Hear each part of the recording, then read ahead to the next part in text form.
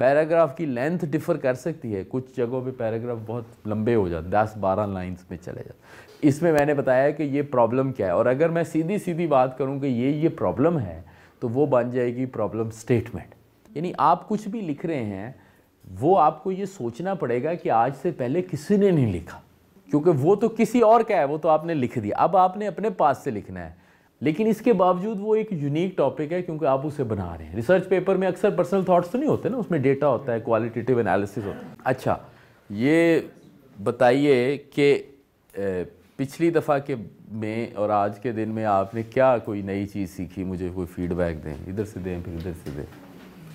क्या था आपने जो होमवर्क किया, आपने जर्नल लिख रहे हैं आप, दिल नहीं करता आपका लिखने को, तो आप फिर भी मजबूरी में इधर उधर से नकल नुकल भी मार रहे हैं, तो क्या सीखा आपने, जी बताइए। जो वो कैब थी वो इम्प्रूव हुई है। कैसे? हाँ, सारे जो कैब थी उसके फिर 5 सिनोनिम लिखे, फिर 3 जो थे वो बेटर लिखे, फिर 1 उनमें से बेस्ट लिखा। 1 उनमें से बेस्ट लिखा। बता ये ज़रा टेक्निक बताइए ज़रा दोबारा। आपका क्या नाम है? वसीम साहब बता रहे जी। वसीम साहब बताइए ज़रा। सर वो जो मतलब वो कैब हम बार बार यूज़ कर रहे थे, हाँ, तो उसकी हमने अलग सिनोनिम देखे कि ये भी एग्जिस्ट, उसमें से निकाले कितने लफ्ज़ निकाले? 5 सर। 5 निकाले। अच्छा, फिर 5 में से फिर 3 जो बेटर थे, जो रेलिवेंट थे, मोर रेलिवेंट थे, अच्छा, उनको सिलेक्ट किया। हाँ, फिर उनमें से एक बेस्ट जो था, जो सबसे ज़्यादा रेलिवेंट। बिल्कुल, शाबाश। तो अब सवाल ये है कि किस तरह आपने इसको प्रोसेस को तेज़ करना है, सवाल तो ये है ना। तो और किसी की कोई ने सोचा हो कि उन्होंने कुछ ग्रोथ की है आपकी तरफ से, ख़वातीन? सर ग्रामेटिकल एरर्स कुछ थे राइटिंग में, अच्छा, उनमें थोड़ी इम्प्रूवमेंट हुई है। कैसे पता चला इम्प्रूवमेंट हुई है? सर कुछ प्रेपोजिशंस, कुछ ऐसे वर्ड्स थे जो समझ नहीं आते थे कि इन वर्ड्स को फिट इन कहाँ करना है पैराग्राफ में। ठीक है। सेंटेंसेस पे किसने काम किया है अपने सेंटेंसेस पे? जी बताएं आप। सर मैंने सेंटेंस स्ट्रक्चर और उस पे काम किया, क्योंकि मैंने मुझे फीडबैक दिया था कि आपका सेंटेंस स्ट्रक्चर वीक है, तो ठीक है, उस पर मैंने इंप्रूव किया। कल की राइटिंग क्या इम्प्रूवमेंट है उसमें? सर मेरा वीक पॉइंट ये था कि मैं सब्जेक्ट, वर्ब और ऑब्जेक्ट इसको ज़्यादा फोकस नहीं करता। अच्छा, सेंटेंस में, तो इसी चीज़ को फॉलो करके इसी चीज़ को फॉलो किया। पीछे से कोई खड़ जी।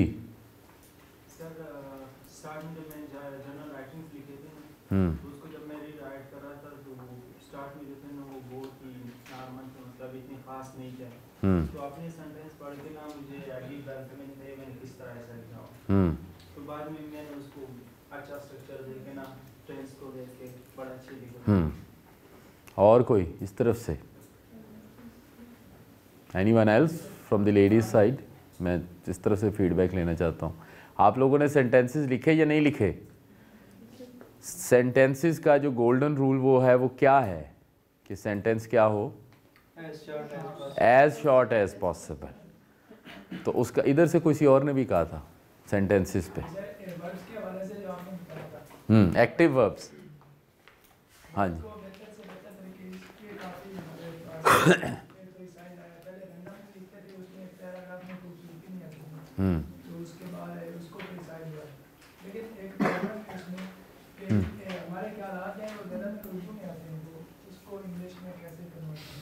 हाँ जी, सवाल ये है कि हमारे ख़यालात जो हैं वो उर्दू में आते हैं, उसको अंग्रेज़ी में कैसे ट्रांसलेट किया जाए।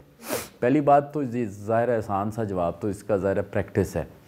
दुनिया में अब ये चीज़ कोई ऐसी अजीब नहीं रही कि लोग बायलिंगुअल होते हैं। बायलिंगुअल का क्या मतलब है? 2 लैंग्वेजेस में। तो आप लोग अगर पढ़े लिखे हैं तो पाकिस्तान में मैं तो चाहता हूँ कि ऐसा सिस्टम बन जाए कि सारे लोग बायलिंगुअल हों। अमेरिका को छोड़ के और इंग्लैंड को छोड़ के एक्चुअली, जहाँ पे अंग्रेज़ी सिर्फ है, बाकी मतलब दुनिया में अक्सर लोग बायलिंगुअल। इवन जो कनाडा है, हालांकि वो अंग्रेज़ी स्पीकिंग है, उधर भी एक दूसरी ज़ुबान सब के लिए सीखना लाजमी है। वो कौन सी ज़ुबान है? फ्रेंच। स्विट्ज़रलैंड में 4 ज़ुबानें सीखना, 3 ज़ुबानें कम से कम सीखना, 3 हर बच्चे पे लाजम है, चौथी भी वो सीखते हैं, फ्रेंच, जर्मन और इटालियन। अच्छा, अंग्रेज़ी भी साथ। तो ये इतनी अजीब सी बात नहीं है। तो सवाल ये है कि आप करेंगे क्या, करेंगे ये कि अगर आप बिल्कुल ही स्लो हैं, यानी स्लो नहीं मैं कह रहा, आपको बिल्कुल स्ट्रगल करते हैं, तो फिर आप देखिए ये ना बेबी स्टेप्स होते हैं। बेबी स्टेप्स का मतलब ये है कि जो बंदा 50 मील दौड़ता है ना, उसने भी कभी बेबी स्टेप लेना होता है। बेबी स्टेप देखिए आपने, बच्चा खड़ा होता है, गिरता है, तो बेबी स्टेप इसका ये है कि आप उसको उर्दू में ही लिख लें, एक दफ़ा उर्दू में लिख लें, फिर उसको इंग्लिश में ट्रांसलेशन कर दें। जब वो उर्दू में लिखना नज़र आ जाएगा, फिर आपके लिए इंग्लिश ट्रांसलेशन आसान हो जाएगी ना। तो this is the baby step.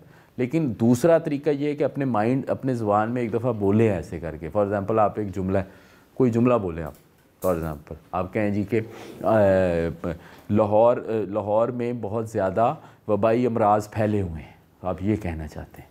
सो आप ये कहें लाहौर में बहुत ज़्यादा, अब आप जब बोलते हैं ना एक दो लाहौर में आप बहुत ज़्यादा, ग्रेटर, लॉट, मच मोर, वबाई अमराज, फिर आप सोचें वबाई अमराज क्या, इन्फेक्शस डिजीज़, तो फैले हुए क्या हो गया, स्प्रेड। तो आप एक दफ़ा बोलेंगे ना जब, तो वो फिर आपको आसान, वो दूसरा लेवल का स्टेप है। So a lot of infectious disease have spread in Lahore. तो अब आपने वो बोल के लिख लिया। अब अगर आपने डायरेक्ट आप लिखते लिखते करें ना, तो वो प्रोसेसर जो है ना वो काम नहीं करेगा। सो बेबी स्टेप तो ये है कि उर्दू लिख लें, उसमें बहुत ही स्लो हो जाएगा काम। अगर सेकंड बेबी स्टेप ये है कि सेकंड स्टेप ये है थोड़ा तेज़ चलने वाला, कि आपने खड़े खड़े बोला, पहले उर्दू बोली, फिर उसी की इंग्लिश बोली। बोलना जो है ना वो लिखने से आसान है। अभी भी जो दुनिया के बड़े राइटर्स हैं वो ये करते हैं कि अपना जो भी वो लिखते हैं उसको एक दफ़ा बोलते हैं। जब वो उसको बोलते हैं तो उनको ख्याल याद आ जाता है, उनको पता चल जाता है कि इसका क्या इम्पैक्ट हो रहा है। आप सिर्फ करें ये कि लिखने से पहले बोलें, ये सोच प्रैक्टिस कीजिएगा आपको बाकियों को, कि आपने पहले उर्दू में बोलें फिर इंग्लिश में बोलें। आप ये मानेंगे कि अंग्रेज़ी बोलना फिर भी लिखने से थोड़ा सा आसान है। तो अंग्रेज़ी बोलने में हमारा जो मेन चैलेंज है वो ये है कि हमें लगता है कि लोग हम पे हंसेंगे, ये चैलेंज है। दुनिया में ऐसा नहीं होता, चूँकि हमारी थोड़ी गुलामाना सी जहनीत है। मैं अंग्रेज़ी की को इसलिए एडवोकेट नहीं करता कि ये कोई अंग्रेज़ कोई आला और रफ़ा लोग है। मैं सिर्फ इसलिए इसको एडवोकेट करता हूँ कि दुनिया का ज़्यादातर नॉलेज इसमें है। अगर आपने आगे तरक्की करनी है नॉलेज की फ़ील्ड में, तो वो अंग्रेज़ी के ज़रिए ही होगी। इवन हमारा मिसाल सबको देता हूँ कि अगर मैं आज इस्लाम पे भी किताबें पढ़ता हूँ तो मुझे ज़्यादातर किताबें अंग्रेज़ी में मिलती हैं, क्योंकि रिसर्च उसमें हो रही है, उसमें रिसर्च को इनकरेज किया जा रहा है। इवन मैं आपको मिसाल दूँ कि गालिब पे किताबें अंग्रेज़ी में मिल रही हैं। एक डॉक्टर है महर अफशान फ़ारूकी, वो ना गालिब पे प्रोफेसर हैं वाशिंगटन डी, अंग्रेज़ी में उर्दू पे किताबें ली, उर्दू की तारीख़ पे किताबें अंग्रेज़ी में मिल रही। तो आपको जो नॉलेज मिले और जो नॉलेज आपने क्रिएट करना है, फॉर एग्ज़ाम्पल आप में से कुछ लोग जो हैं वो हो सकता है PhD करना चाहें, वो ज़्यादातर अंग्रेज़ी में ही होगी। अगर आप प्रोजेक्ट में काम करना चाहें, कहीं नौकरी करना चाहें, तो मेरी जो मंशा है या हम साहब की मंशा है वो ये नहीं है कि आप अंग्रेज़ बन जाए। आपने उसी तरह, हम अंग्रेज़ नहीं बन सकते, हम जो हैं हम वही रहेंगे। लेकिन ये कि चूँकि वो ज़रूरत है तो आपको अपना प्रोसेसर तेज़ करना चाहिए। इसलिए मैं वापस आता हूँ इस पर। चाहिए ये कि आप आहिस्ता आहिस्ता अपने आप को इसमें करें। और वो हमने जो बोलने का प्रॉब्लम ये है कि हमें कहता है कि अच्छा लोग हमारे एक्सेंट पे हंसेंगे, लोग को वर्ड प्रोनाउंसिएशन गलत निकल गई उस पर हंसेंगे, उसको भी इग्नोर कर दें चलो, और बोल के देखें। बोलना आसान है, जब आप बोलेंगे तो फिर जो मिसिंग वर्ड होगा ना, फिर आपको उसका खुद ही मतलब निकल आएगा। कोई मिसिंग वर्ड होगा ना बीच में, आपको आप बोल के, तो आप फॉर एग्ज़ाम्पल अगर एक जुमला ऐसे हो कि जी पाकिस्तान तारीख़ के नाजुक दौर से गुज़रा है, तो अब सोचे पाकिस्तान तारीख़ के नाजुक दौर से, पाकिस्तान तारीख़ क्या है, हिस्ट्री है। तो अच्छा अब दौर नाजुक फिर सोचें क्या है, सेंसिटिव है, उसके अलावा और क्या है, क्रिटिकल है, और फिर दौर क्या चीज़ है, अच्छा दौर टाइम है, एज को भी दौर कहते हैं ना, एज, और पीरियड को भी दौर कहते हैं। तो अब आपने ये इस तरह किया ना, तो गुज़र रहा है, पासिंग, गोइंग, ट्रैवलिंग, ये सारे जिस तरह इन्होंने कहा ना वसीम साहब ने, आपने 3 लिया ना। अब आपको पता चला गोइंग तो इतना ठीक नहीं है, ट्रैवलिंग भी ठीक नहीं है, तो पासिंग है। Pakistan is passing through a critical period, ठीक है। तो अब टाइम भी लफ्ज़ आ गया था दौर में, एज भी आ गई, लेकिन पीरियड ज़्यादा बेहतर लगा। तो जब आप ये प्रैक्टिस करेंगे तो आहिस्ता आहिस्ता आप मुनासिब लफ्ज़ों पर पहुँचते चले जाएंगे। मुनासिब लफ्ज़ों पे पहुंचना इसलिए ज़रूरी है कि जहाँ पे भी आपके नॉलेज का टेस्ट होगा वहाँ पे उस जगह पे एग्जैक्ट चीज़ अगले बंदे को चाहिए। अगर आप किसी डिपार्टमेंट में भी काम कर रहे हैं उसको एग्जैक्ट चीज़ चाहिए जो उस मौके को डिफ़ाइन कर दे। और अगर आपके पास एग्जैक्ट चीज़ नहीं होगी देखिए सारी गेम जो है ना वो है बातों की। ज़्यादातर जो सर्विसेज सेक्टर रहता है ना सारा, उसमें कोई बंदा कोई चीज़ बना नहीं रहा। फ्रैंकली आपको बताऊं, आप इस ऑर्गेनाइजेशन में आप आए हैं, यहाँ पे आपको क्या मिल रहा है? गुफ्तगू ही मिल रही है। फ्रैंकली बताऊं, कोई चीज़ कोई आपको ईंटें या कोई बनी बनाई चीज़ तो कोई टेंजिबल तो नहीं मिल रही। इसी तरह जब आपने भी सर्विसेज सेक्टर में काम करना है, हमारा तो मंशा ये है कि आपका जो काम है आप अपने काम में वैल्यू, आपकी तनख्वाह ज़्यादा हो, सादी सी बात है, सबसे पहले तनख्वाह ज़्यादा, अगर तो उसको वो सारी चीज़ है वर्ड्स में ही। जब आपने अपने आप को सेल करना है, कितनी देर में ग्रेजुएट हो रहे हैं आप? 4 साल में। जो सबसे पहले हो रहा है वो कब हो रहा है? 2 साल में। तो ग्रेजुएट होके आप दुनिया के बाज़ार में जब निकलेंगे तो आपके पास करने के लिए सिर्फ वर्ड्स ही होंगे।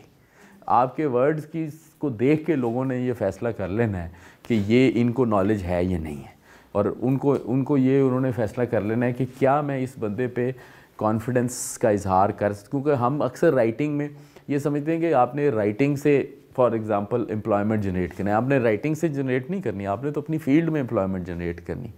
मैं लॉ की फील्ड में हूँ तो फॉर एग्जांपल मैं लॉ की फील्ड में तो सरकारी पोजीशन में हूँ, लेकिन अगर मैं लॉ की फील्ड में भी हूँ तो मेरी डिस्कशन लॉ के इर्द गिर्द होती है, लेकिन उसी लॉ के इर्द गिर्द भी तो वर्ड्स ही हैं ना सारे। तो ये जो राइटिंग और थिंकिंग है इसका बड़ा ताल्लुक है। तो अगर आपकी राइटिंग अच्छी होगी, आपकी थिंकिंग अच्छी होगी, और अगर आपकी थिंकिंग अच्छी होगी तो आप अपने आप को सेल कर सकेंगे, आपके जो सर्विसेज है उसका मुआवजा मिल सकेगा।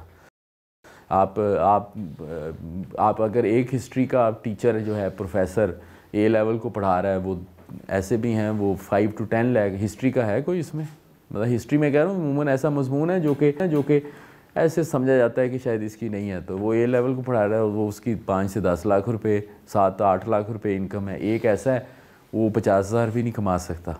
उन दोनों में फ़र्क क्या है?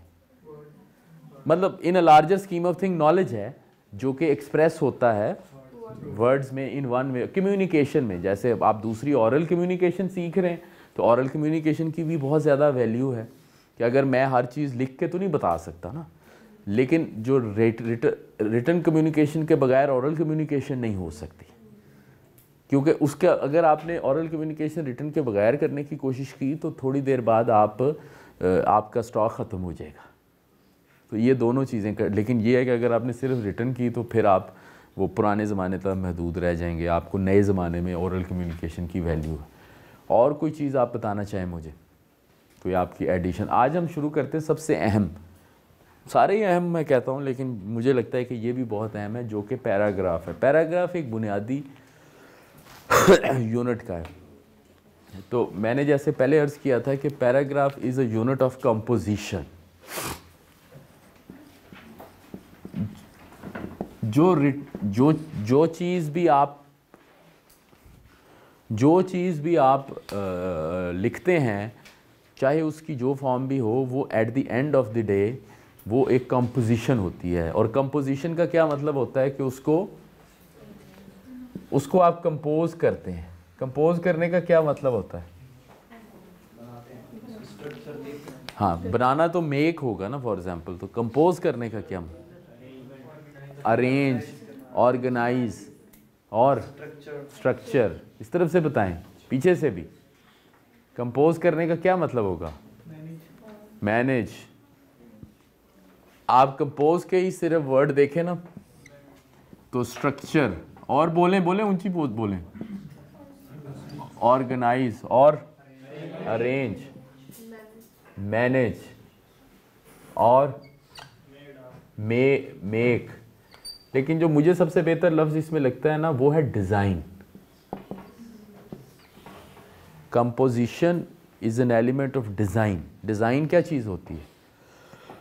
डिज़ाइन ये है जैसे ये कमरे का एक डिज़ाइन है, तो आपकी सारी जो कंपोजिशन होती हैं वो इन वन वे और अदर, बाकी चीज़ें भी हैं, स्ट्रक्चर है, ऑर्गेनाइज है, अरेंज है, मैनेज है, तो ये एक डिज़ाइन की फॉर्म में होती है। इसलिए ये जो कंपोजिशन है ये एक टेक्निकल काम है, ऑल्दो ये लिखना एक आर्ट भी है, लेकिन ज़्यादा इसका टेक्निकल काम है। तो जो भी आप कंपोजिशन लिखेंगे और उस कंपोजिशन की फॉर्म्स क्या हो सकती हैं, जैसे मशहूर फॉर्म है एसे, लेकिन और क्या फॉर्म्स हो सकती हैं, स्टोरी, ठीक है, और लेटर, एप्लीकेशन। लेटर और एप्लीकेशन में क्या फ़र्क होता है?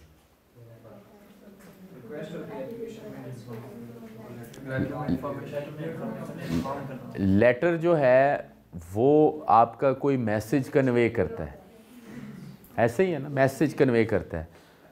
एप्लीकेशन जो है उसमें किसी हायर अथॉरिटी को आप कुछ करने के लिए कहते हैं ऑन योर बिहाफ। किसी ने अच्छा लफ्ज़ बहुत कहा, मेमो। मेमो क्या चीज़ होती है? Within organisation. मेमो एक पॉपुलर टर्म है, बहुत अच्छी टर्म है। मेमो है शॉर्ट मेमोग्राम का, ठीक है। मेमो एक ऐसी शॉर्ट लेटर है जो एक से ज़्यादा लोगों को इकट्ठा भेजा जाए। तो बाकी फॉर एग्ज़ाम्पल ऐसे जो होता है ना वो तो जनरल पब्लिक के लिए होता है ना, आपने ऐसे लिखा। स्टोरी भी जनरल पब्लिक के लिए होती है। लेटर हमेशा 1 पर्सन को होता है या 1-2 को होता होगा। एप्लीकेशन भी 1 पर्सन को होती है। मेमो ऐसा होता है कि ये एक ग्रुप ऑफ पीपल में एक चीज़ भेजी जाती है। तो अगर आप ऑर्गेनाइजेशंस में किसी में काम करेंगे ना, तो ऑर्गेनाइजेशन में मेमोज़ का बड़ा रवाज है। तो फॉर एग्ज़ाम्पल ये एक ऑर्गेनाइजेशन है, तो इसका एक जॉइंट फॉर एग्ज़ाम्पल ईमेल होना चाहिए, और उसमें जो बंदा अपनी कोई तजवीज़ देना चाहे वो इन दी फॉर्म ऑफ मेमो भेज दे। तो फॉर एग्ज़ाम्पल कोई मेंबर कहे कि देखें जी हमें जो अपने क्लासरूम है ना उसकी शक्ल इस तरह करनी चाहिए, तो वो उस ग्रुप में भेज देगा एज ए मेमो, और वो डिस्कशन शुरू हो जाएगी। क्यों वो मेमो भेजेगा? क्योंकि मेमो 1-1.5 सफ़े का होगा और उसमें वो अपना केस बिल्ड करेगा, वरना तो वो वैसे भी कहता है इस तरह कर लें, लेकिन उसमें फिर केस बिल्ड नहीं होता। और क्या चीज़ें? और ईमेल है, बिल्कुल, और रिपोर्ट। रिपोर्ट क्या चीज़ होती है? एनालाइज करें, किसको एनालाइज करें?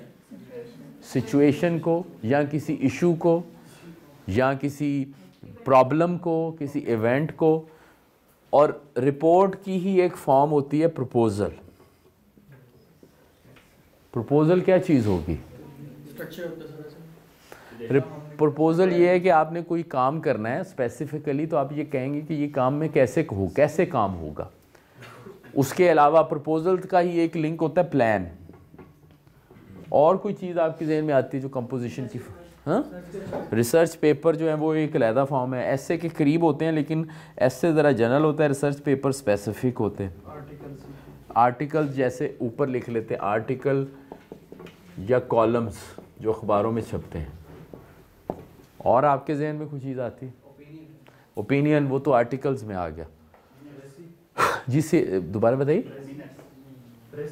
प्रेसी जो है वो शॉर्टर वर्जन होगा एक ऐसे का। हाँ, ब्लॉग जो है वो इनफॉर्मल कॉलम हो गया, इधर लिख देते हैं ब्लॉग भी। पोइट्री कंपोजिशन नहीं है। अच्छा, ये भी एक सोचने की बात होती है। कंपोजिशन वो है जिसमें बाकायदा एक स्ट्रक्चर, पोइट्री का भी स्ट्रक्चर होता है, जैसे उर्दू में गज़ल और नज़म वगैरह का स्ट्रक्चर होता है, लेकिन कंपोजिशन वो है जिसमें आप एक ही गो में ना अल्फाज लिखते चले जाएं, वो कहीं पहुंच जाएं, उसमें ब्रेक्स और उसका स्ट्रक्चर ज़रा और जी। ड्रामा जो है वो कंपोजिशन में वो भी उस तरह से नहीं आता। नॉवेल्स आ सकते हैं क्योंकि स्टोरी में, क्योंकि आपने देखना है कि ये स्ट्रक्चर और इसकी एक ऑर्गेनाइजेशन है। ड्रामा में का स्ट्रक्चर और फॉर्म होता है, वो कंपोजिशन का स्ट्रक्चर अमूमन नहीं होता मेरे ख्याल। अच्छा, अब इसको एंड करते हैं।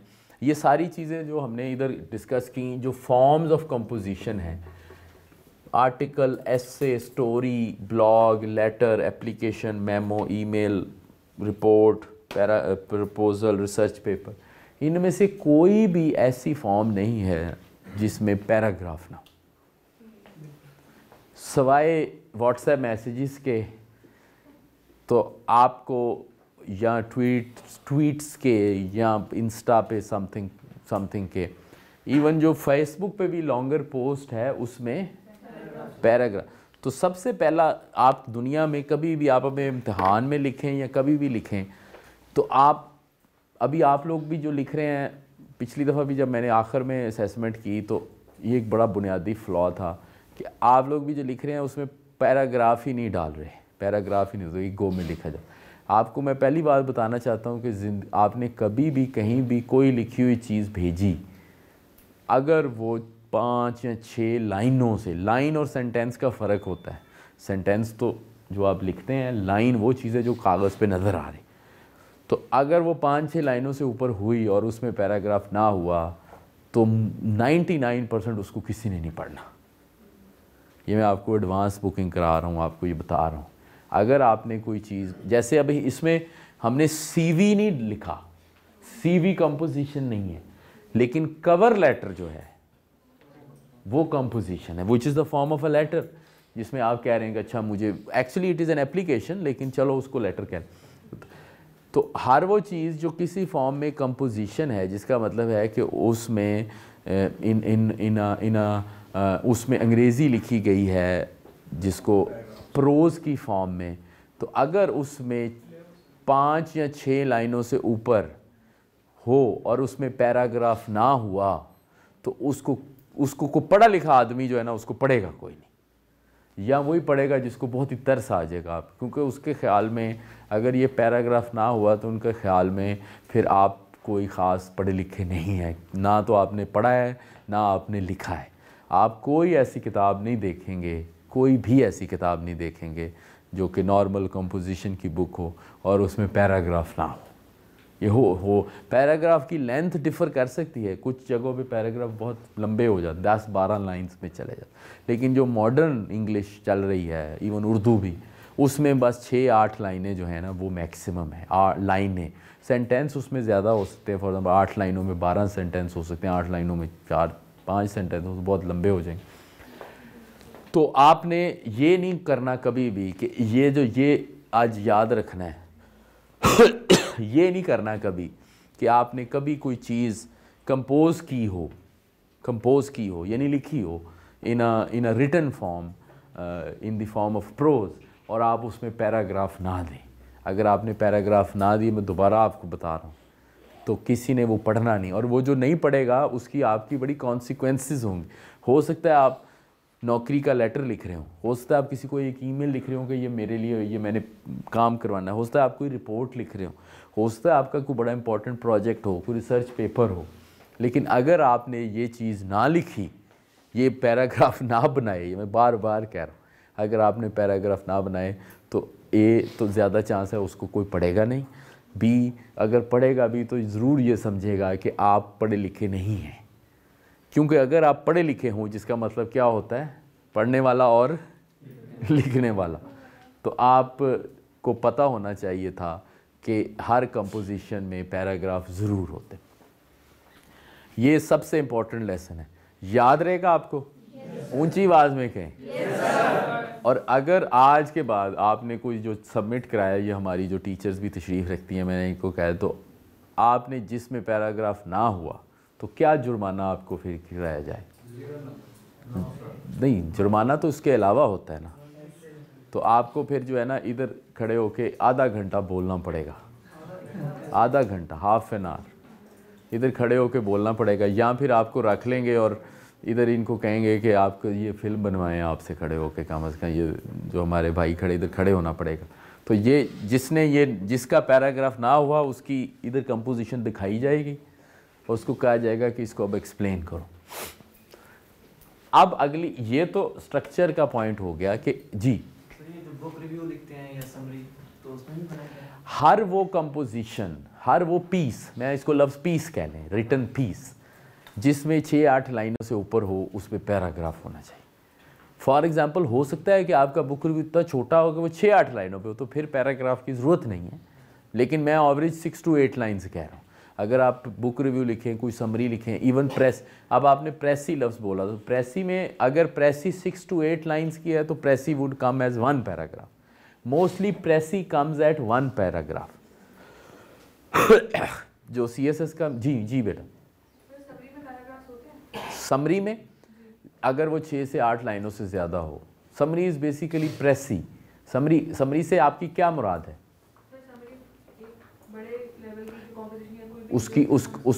उसका क्रक्स। हाँ, अगर वो 6-8 लाइनों से ज़्यादा हो, मोस्टली जो प्रेसी होती है जिसको हमारे ये CSS में प्रेसी कहते हैं, उसमें पैराग्राफ एक ही होता है, उसमें एक पैराग्राफ होता है। क्योंकि बेसिक उसका मकसद क्या होता है समरी का? उसका मकसद ये होता है कि ये नहीं वन टॉपिक और आइडिया, उसका मकसद ये होता है कि आपने उस पूरे पीस को जिसमें 8-10 आइडियाज़ हों, तो समरी में बुनियादी जो समरी की स्पिरिट है वो तो ये है कि वो एक आइडिया, वो बहुत सारे आइडियाज़ को कन्वर्ज करके एक आइडिया बना दे। तो जब वो एक आइडिया बना देगी तो उसको एक ही पैराग्राफ में होना चाहिए। लेकिन अगर आपको लगता है कि वो 6-8 लाइनों से ऊपर चलेगा फिर 2 बना लें, लेकिन कोशिश करें कि उसको एक्चुअली ये दोनों चीज़ें इकट्ठी चल रही हैं, उसके आइडिया का स्ट्रक्चर और उसका अपना स्ट्रक्चर दोनों इकट्ठा चल रहा है। अब मैं मिसाल आपको देता हूँ। अभी सुबह फॉर एग्ज़ाम्पल मैं आते हुए एक मज़मून पढ़ा था, वो बड़ा मतलब ज़बरदस्त मज़मून था, पुराना ऑरवेल का पार्क, फ्रीडम इन पार्क। तो उसमें अब उसको मैं ना अपने नोट्स ले रहा था, तो उसके अंदर बहुत सारे आइडियाज़ थे। तो जब मैंने अपने नोट्स लिए, मैं सारी जो भी पढ़ता हूँ अपने फ़ोन पे उस पर नोट्स लेता रहता हूँ साथ। मोस्टली मैं नोट्स लेता हूँ, कैसे लेता हूँ आपके ख्याल में? नोट्स लेने का आपको ऐसे टिप देता हूँ, नोट्स लेने का तरीका क्या है सबसे आसान? आजकल जो है नोट्स लेने का सबसे आसान तरीका ये है जी, बड़ा ही आसान हो गया सारे काम। तो ऐसे आप जाएं, इधर से आप क्लिक करें, the easiest way to take notes is to record audios। वो लिख जाएगा, आप उसको ठीक कर लें। सो आप बोलते जाएंगे, लिखते जाएंगे, तो ये काम आसान। तो मैं उसका नोट्स लिया तो वो एक ही पैरा में आया, इसलिए कि मैंने 8-9 पॉइंट्स को एक पैरा में कन्वर्ज करके एक आइडिया में लिया। तो मैं आपका एंड करता हूँ कि समरी या प्रेसी आइडियली एक पैराग्राफ होना चाहिए, क्योंकि उसमें होता एक टॉपिक या एक आइडिया है। पैराग्राफ रीडर्स की मदद के लिए हैं,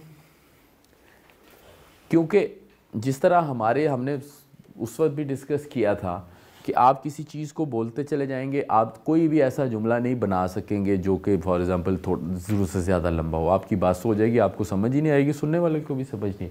इसी तरह रीडर जो है वो भी कोई चीज़ पढ़ रहा होता है तो उसका भी एक अटेंशन स्पैन होता है। जिस तरह सेंटेंस में अटेंशन स्पैन होता है, उस तरह आइडिया का भी अटेंशन स्पैन होता है।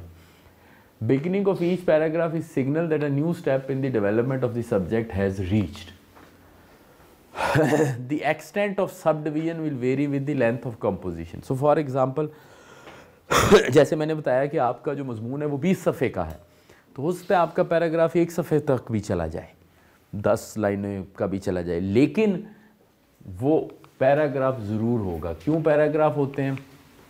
एक अटेंशन स्पैन है, डिवीजन इन मैनेजेबल यूनिट्स है, टू डील विद कम्प्लेक्सिटी। आप जिन आइडियाज़ से डिस्कस करेंगे वो ज़्यादातर काफ़ी कम्प्लेक्स होंगे, मतलब उसमें काफ़ी सारे शेड्स होंगे, तो आपको लहदा उनसे डील करना चले, और फिर रीडर को पता चल जाए कि आइडिया और सब आइडिया क्या है, टॉपिक और सब टॉपिक्स क्या हैं।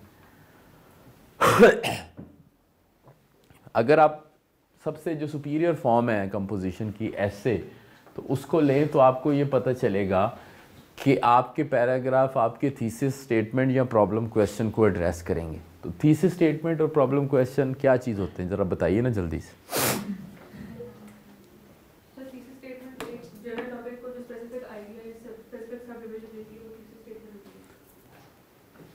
कोई और बताइए।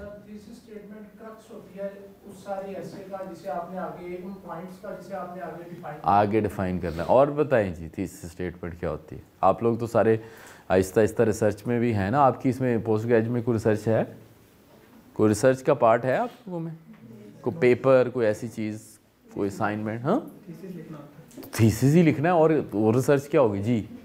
प्रॉब्लम क्वेश्चंस एक्चुअली में प्रॉब्लम स्टेटमेंट्स होती हैं जो कि हम स्टार्ट में बयान करते हैं और थ्रू आउट द जो हमारा कंटेंट है उसमें हम इस प्रॉब्लम को सॉल्यूशन देने की कोशिश करते हैं। ठीक हो गया, प्रॉब्लम का सॉल्यूशन, ये सबसे बेहतर आ गया अभी तक। ये दोनों एक ही सिक्के के दो रुख हैं। थीसिस के बारे में तो आपने याद रखना है कि जो थीसिस है वो हमेशा एक क्लेम होता है, क्लेम होता है।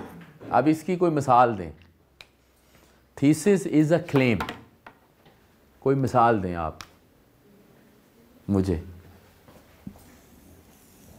सो फॉर एग्ज़ाम्पल अगर मैं ये कहूँ, अगर हमने जो अपना मॉडल ऐसे बनाया था जिसमें हम वर्क कर रहे थे वो था लाहौर ट्रैफिक पे। तो अगर मैं ये कहूँ कि Lahore traffic can only be improved if all the buses are banned from Lahore, तो ये एक क्लेम है और ये मेरा थीसिस है। अब मेरा थीसिस है बड़ा क्या बोल्ड कि मैं ये कह रहा हूँ कि लाहौर ट्रैफिक में से बसें बंद कर दें। तो अब मुझे क्या चाहिए, प्रूफ चाहिए, एविडेंस चाहिए, आर्गूमेंट चाहिए इस थीसिस को साबित। तो जो भी आपके जहन में बात हो किसी चीज़ के मुतालिक, चाहे वो एनालिसिस की फॉर्म में हो, चाहे फ्यूचरिस्टिक प्लान हो, तो उसको पेश करना जो है वो थीसिस कहलाता है। जो थीसिस होता है वो रिस्पॉन्स होता है किसी न किसी प्रॉब्लम में। तो आप किसी प्रॉब्लम को या एक्सप्लेन कर रहे होते हैं या उसको हल बता रहे होते हैं। तो अगर प्रॉब्लम आए लाहौर से मुतालिक, तो प्रॉब्लम क्या है, ट्रैफिक। तो प्रॉब्लम में मैं कहूँगा कि Lahore traffic is facing the issues of congestion, violations of law and इनएडिक्वेट level of enforcement. तो ये थीसिस के अंदर अब आ गई है प्रॉब्लम। तो इसमें मैंने बताया कि ये प्रॉब्लम क्या है, और अगर मैं सीधी सीधी बात करूं कि ये प्रॉब्लम है तो वो बन जाएगी प्रॉब्लम स्टेटमेंट।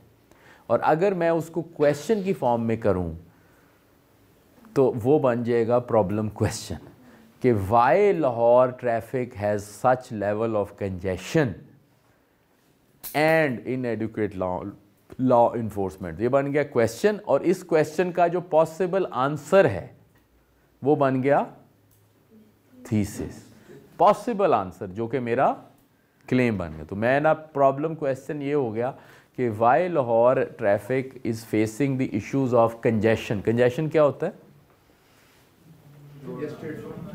जो रश है जिसको, उसको ट्रैफिक की ज़ुबान में कंजेशन कहते हैं। और यहाँ फिर ये कि वायलेशंस बहुत ज़्यादा।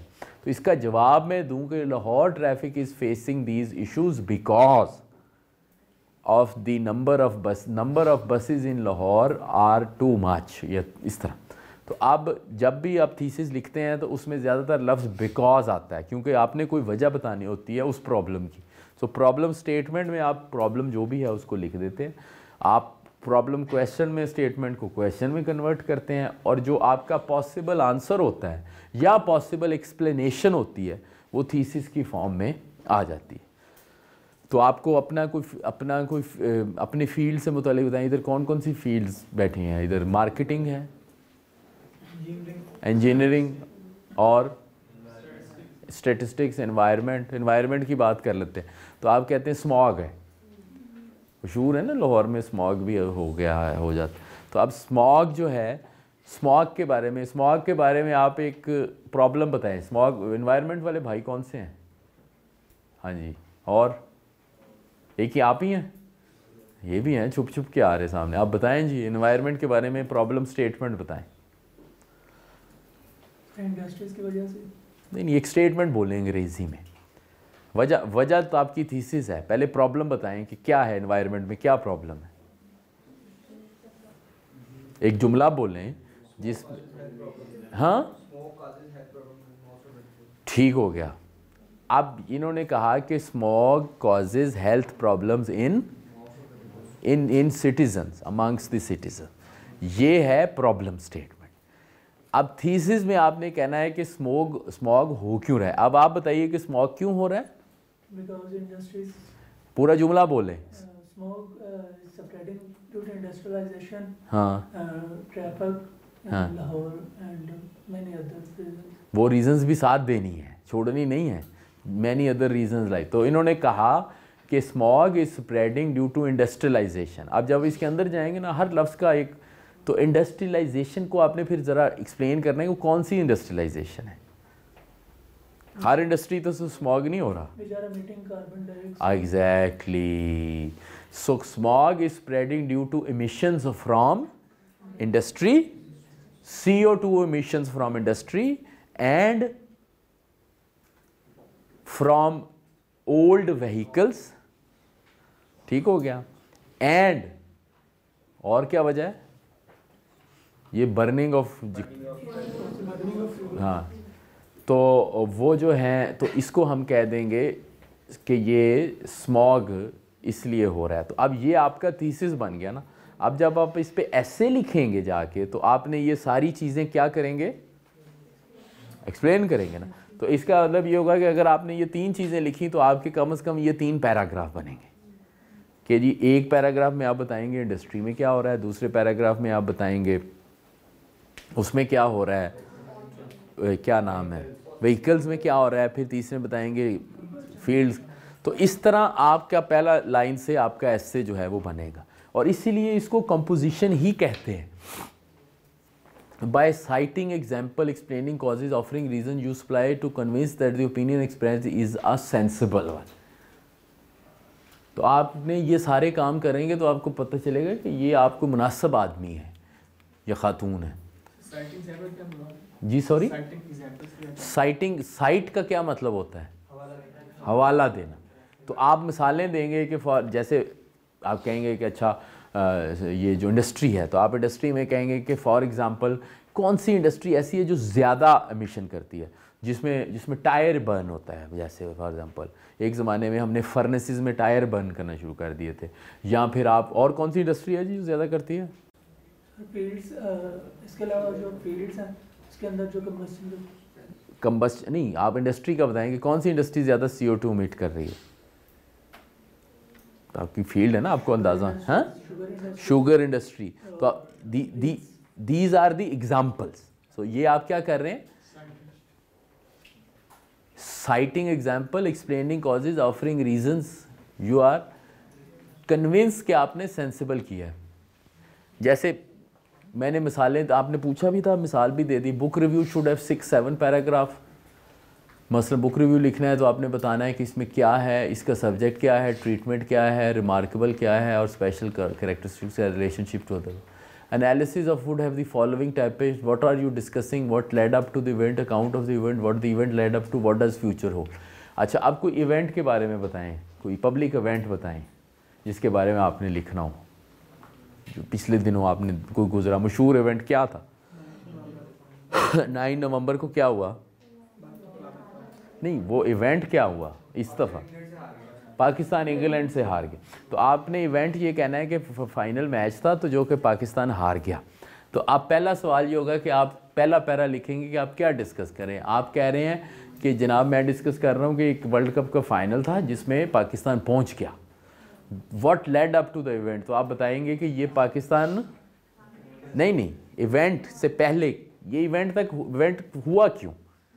तो आप कहेंगे कि पाकिस्तान इस तरह टेक्निकल तरीके से पहुंचा कि कभी इधर कोई उससे जीता तो कोई उससे हारा तो कोई इससे हुआ, और फिर भी पाकिस्तान सेमीफाइनल। दिस इज़ उससे पहले। तीसरा है accounts of the event. Accounts of the event का मतलब ये है कि उस दौरान क्या हुआ। तो आप कहेंगे कि अच्छा वो टॉस हार गए, बॉलिंग तो ठीक, पता नहीं बैटिंग ठीक नहीं की, बॉलिंग ठीक की वगैरह। अब इवेंट के बाद क्या हुआ, फिर इवेंट के बाद वो घर पे पहुंच गए। अब फ्यूचर क्या है? फ्यूचर ये है कि लोग ये कहते हैं कि तुम हारो या जीतो हमें तुमसे, ठीक है। तो अब इतने मजबूर हो गए हैं कि पहले हारने पे गालियां देते थे, अब गालियां भी नहीं देते हैं मजबूर। सो ये फ्यूचर है हमारा ना। तो आप कहेंगे कि फ्यूचर हमारा ये है कि हमारी क्रिकेट में ऐसे ही रहना है कि अनएक्सपेक्टेडली हमने हारना है और अनएक्सपेक्टेडली हमने जीत। हाँ, ये भी कह सकते हैं आप। तो ये 5 चीज़ें जो हैं अलग-अलग पैराग्राफ्स में आ जाएंगी। अच्छा, ये बहुत लंबा पैराग्राफ था, लेकिन मैं अभी आपको थोड़ा काम दे के जा रहा हूँ। किसी भी कंपोजिशन का जो फर्स्ट पैराग्राफ है ना, वो सबसे ट्रिकीएस्ट होता है। तो जब भी किसी बंदे ने आपके राइटिंग पीस को देखना है किसी ने, तो उसने सबसे पहले तो ऐसे देखना है, तो उसको अगर पैराग्राफ नज़र ना आया तो उसने नहीं पढ़ना या आपको फेल कर दे। उसके बाद उसने पहला पैराग्राफ लिखना है, और ज़्यादातर आप लोग इसी में ही स्ट्रगल करते हैं, और कि आप टॉपिक को इंट्रोड्यूस करें। अब इसमें जो दूसरा गोल्डन रूल है ना, आपने हमेशा, हमारे यहाँ राइटिंग में ओरिजिनलिटी क्यों पैदा नहीं होती, क्योंकि हम एक टॉपिक पे डिस्कशन करते हैं, योर टॉपिक पे डिस्कशन नहीं करते। यानी आप कुछ भी लिख रहे हैं, वो आपको ये सोचना पड़ेगा कि आज से पहले किसी ने नहीं लिखा। ये इस कॉन्फिडेंस से आपने उस पे जाना है। आपसे पहले किसी ने, आप बहुत बुरा भी लिखेंगे, कोई मसला नहीं है, लेकिन उससे पहले आज तक किसी ने नहीं लिखा। तो अब आपके लेवल पे तो जिस चीज़ को आपने अवॉइड करना है वो क्या है? प्लेजरिज्म और रट्टा, क्योंकि वो तो किसी और का है, वो तो आपने लिख दिया। अब आपने अपने पास से लिखना है। आप कहेंगे कोई नई बात नहीं है, कोई नई बात नहीं है, लेकिन उन लफ्ज़ों की तरतीब तो नहीं है ना। आपने फॉर एग्जांपल वो बातें की जो सबको पता है, इसके बावजूद दैट इज़ योर टॉपिक।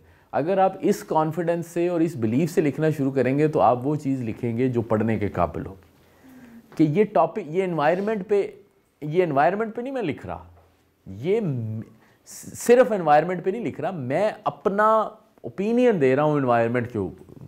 इसलिए ये जो टॉपिक है ये एनवायरनमेंट नहीं है, ये मिस्टर वसीम का या मिस आमना का एक ओपिनियन है। सो ये मेरा टॉपिक है। ये कोई अगेन पर्सनल थॉट्स उसमें मैटर नहीं करते। हो सकता है आपका टॉपिक ऐसा हो, रिसर्च पेपर, जिसमें कोई पर्सनल थॉट ना हो, लेकिन इसके बावजूद वो एक यूनिक टॉपिक है क्योंकि आप उसे बना रहे हैं। रिसर्च पेपर में अक्सर पर्सनल थॉट्स तो नहीं होते ना, उसमें डेटा होता है, क्वालिटेटिव एनालिसिस होता है। तो अब आपने इस सोच के साथ जाना है, और हो सकता है आप बहुत कमिटमेंट ना करें। मसलन आप ये ना कहें कि लाहौर से बसें बंद कर दो, आप सिर्फ एनालिसिस कर दें। अगर आपको फॉर एग्जांपल कोविड-19 पे ऐसे लिखना हो, ये पुरानी प्रेजेंटेशन में मैंने ऐड किया था, जब मैंने कोविड पे ऐसे लिखवाया, तो आप सिर्फ इतना लिखें, शुरू करें कि it is necessary to examine the effect of कोविड-19 on your education, health and economy. या फिर आप ये बड़ा कॉशियस सा है, COVID-19 has drastic effect on our social, economic, education sector. It could have been minimized by timely and effective action of government. अब ये एक क्लेम है कि जी बहुत बुरे असरात हुए, ड्रास्टिक, बुरे तो नहीं मतलब बहुत ज़्यादा, और ये अगर गवर्नमेंट टाइम पे करती तो कम हो जाते। लेकिन एक तीसरा perspective, COVID has affected most of, but Pakistan has manage to minimise the effect on its this manage because of various reason, these reason included. आप देखें एक ही चीज़ को कहने के कितने तरीके हैं। अब आपने करना ये है, एक्सरसाइज आपकी ये है, any topic in any format, मुझे इससे कोई नहीं, आपका कोई फॉर्मेट जो लेफ्ट में बताया ना, या आपने लिखे हैं,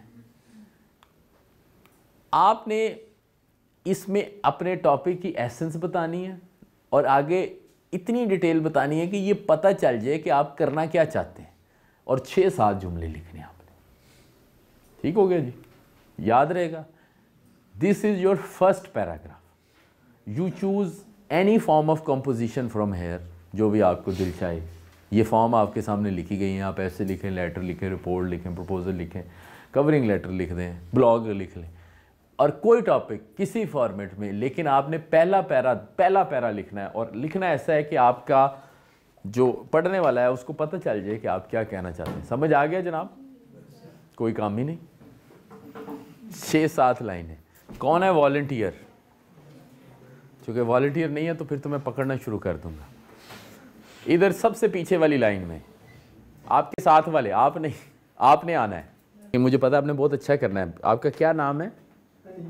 हाँ, अनीब, माशाल्लाह, बहुत ही प्यारा नाम। अच्छा जी, पढ़ें जी। ये क्या है? वाटर, ठीक है, माइक पे पढ़े ज़रा। वाटर पोल्यूशन पे अनीब साहब ने लिखा है एक पीस जी। Water pollution in our city on high scale due to pollution. Water pollution, ठहर के पढ़ना, is in our city is, क्या लिखा है? In our city on high scale. High scale, मेरी तरफ देख के नहीं, क्लास की तरफ देख के माइक में पढ़ना है। Due to pollute water, people are dying. Water pollution cause various diseases like typhoid, hepatitis, and cancer. ठीक है, Water pollution damage the plants and animals present in river. ठीक है, We have a fixed amount of water. Whenever more water is polluted, ठीक हो गया। और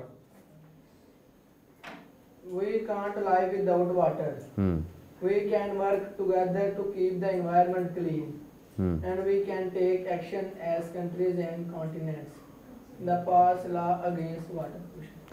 अच्छा, आप मुझे इसको छोड़ दें, आप मुझे वैसे बताएं कि आप कहना क्या चाहते हैं। फॉर एग्ज़ाम्पल, नहीं मैं मजाक नहीं कर रहा, आप असल में फॉर एग्ज़ाम्पल अगर आपको उर्दू में बताना हो तो आप क्या कहना चाहते हैं? हमारे मुल्क का जो मतलब पानी है वो बहुत गंदा है और हमें, ज़्यादा पानी आप लोग वैसे हंस पड़े हैं लेकिन ये तो मैं ये तो एक प्रैक्टिस के तौर पे मैं कह रहा हूँ जी। पानी तो बहुत ज़्यादा, लेकिन जो ज़्यादा पानी वो पीने के काबिल नहीं है। ज़्यादा तो पानी आपने आखिर में एक बात बड़ी काम की है, वो क्या है?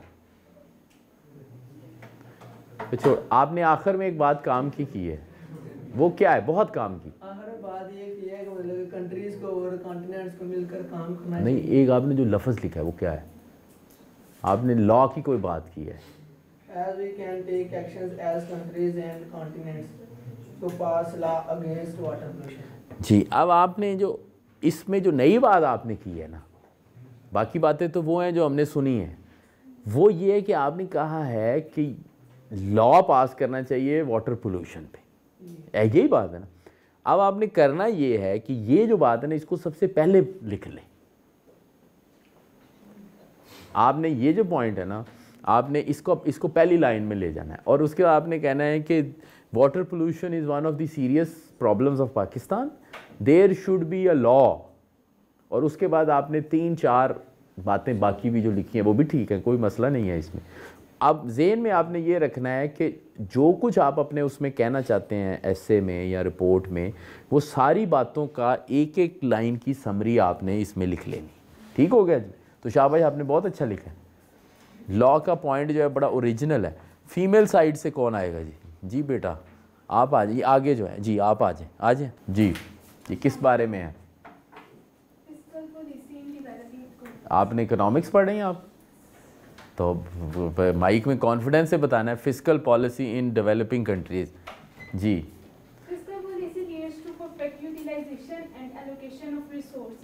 ठीक है, हाँ। in the developing economies is due to the budget deficit. ठीक है। And, it is the government responsibility to fill this gap through the complete collection and utilization of revenues or through the debt. It is the state responsibility to cope the poverty, unemployment, inflation, ठीक है, income disparities. ठीक है। While in developing economies, this issue remain unsolved because in highly indebted countries, investment remains the target. ठीक हो गया। अब एक एक करके बताएं कि आपके पॉइंट्स हैं क्या इसमें। यानी एक आप ये कहना चाहती हैं कि फिस्कल पॉलिसी जो है वो बड़ी इंपॉर्टेंट है। अच्छा, सबसे पहले जब ये टेक्निकल चीज़ आए, मैं वैसे अब खड़े होकर बात, टेक्निकल जो होता है ना सब्जेक्ट, उसमें आपने सबसे इम्पॉर्टेंट चीज़ ये देखनी होती है कि आपका ऑडियंस कौन है। अगर आपकी ऑडियंस आपके सब्जेक्ट के लोग हैं, जैसे इकोनॉमिक्स के प्रोफेसर हैं, फिर तो ये बिल्कुल ठीक है। लेकिन अगर आपकी ऑडियंस ऐसी है जो कि जनरल ऑडियंस है, तो फिर आपने टेक्निकल टर्म्स को क्या करना है, नहीं अवॉइड ना करें बेशक, उनको आसान बनाना है। तो जैसे अगर मैंने जनरल ऑडियंस के लिए लिखना हो तो मैं ये लिखूँगा कि fiscal policy relates to the government expenditures and revenues. यही है ना जी, कि गवर्नमेंट के जो पैसे इकट्ठे करना और ख़र्च करना को फिस्कल पॉलिसी कहते हैं। इकट्ठे करने का क्या तरीका होता है? टैक्स। खर्च करने का क्या तरीका होता है? एक्सपेंडिचर, जो किस फॉर्म में आते हैं? बजट। तो अगर आपने ये लिखा, मैं बहुत सही बताया आपने, अगर ये जनरल ऑडियंस को, तो आपने कहना है कि fiscal policy relates to the government expenditures and revenues are in the form of tax, expenditure is in the form of budget. ठीक हो गया? तो ये लाइन आपकी जनरल ऑडियंस के लिए होगी। अब और आप क्या कहना चाहती हैं इसमें? इसमें ये था कि फिस्कल डेवलपिंग इकोनॉमीज में फेलियर क्यों है? क्योंकि यहाँ पे क्या होता है, बजट डेफिसिट। अब बजट डेफिसिट क्या चीज़ है? जब आपके अखराजात आपकी आमदनी से ज़्यादा हों, वो भी अलग चीज़ें हैं, उसकी तरफ ना जाएं फौरी तौर पे। आपके अखराजात हो गए ज़्यादा, तो जब आपके अखराजात आमदनी से ज़्यादा होते तो क्या करते हैं आप? या तो डेट लेते हैं या अपने टैक्स या कर्जा लेते हैं या आप टैक्स बढ़ाते हैं। अब आपने आगे क्या कहा, बोला दोबारा पढ़े तीसरी लाइन।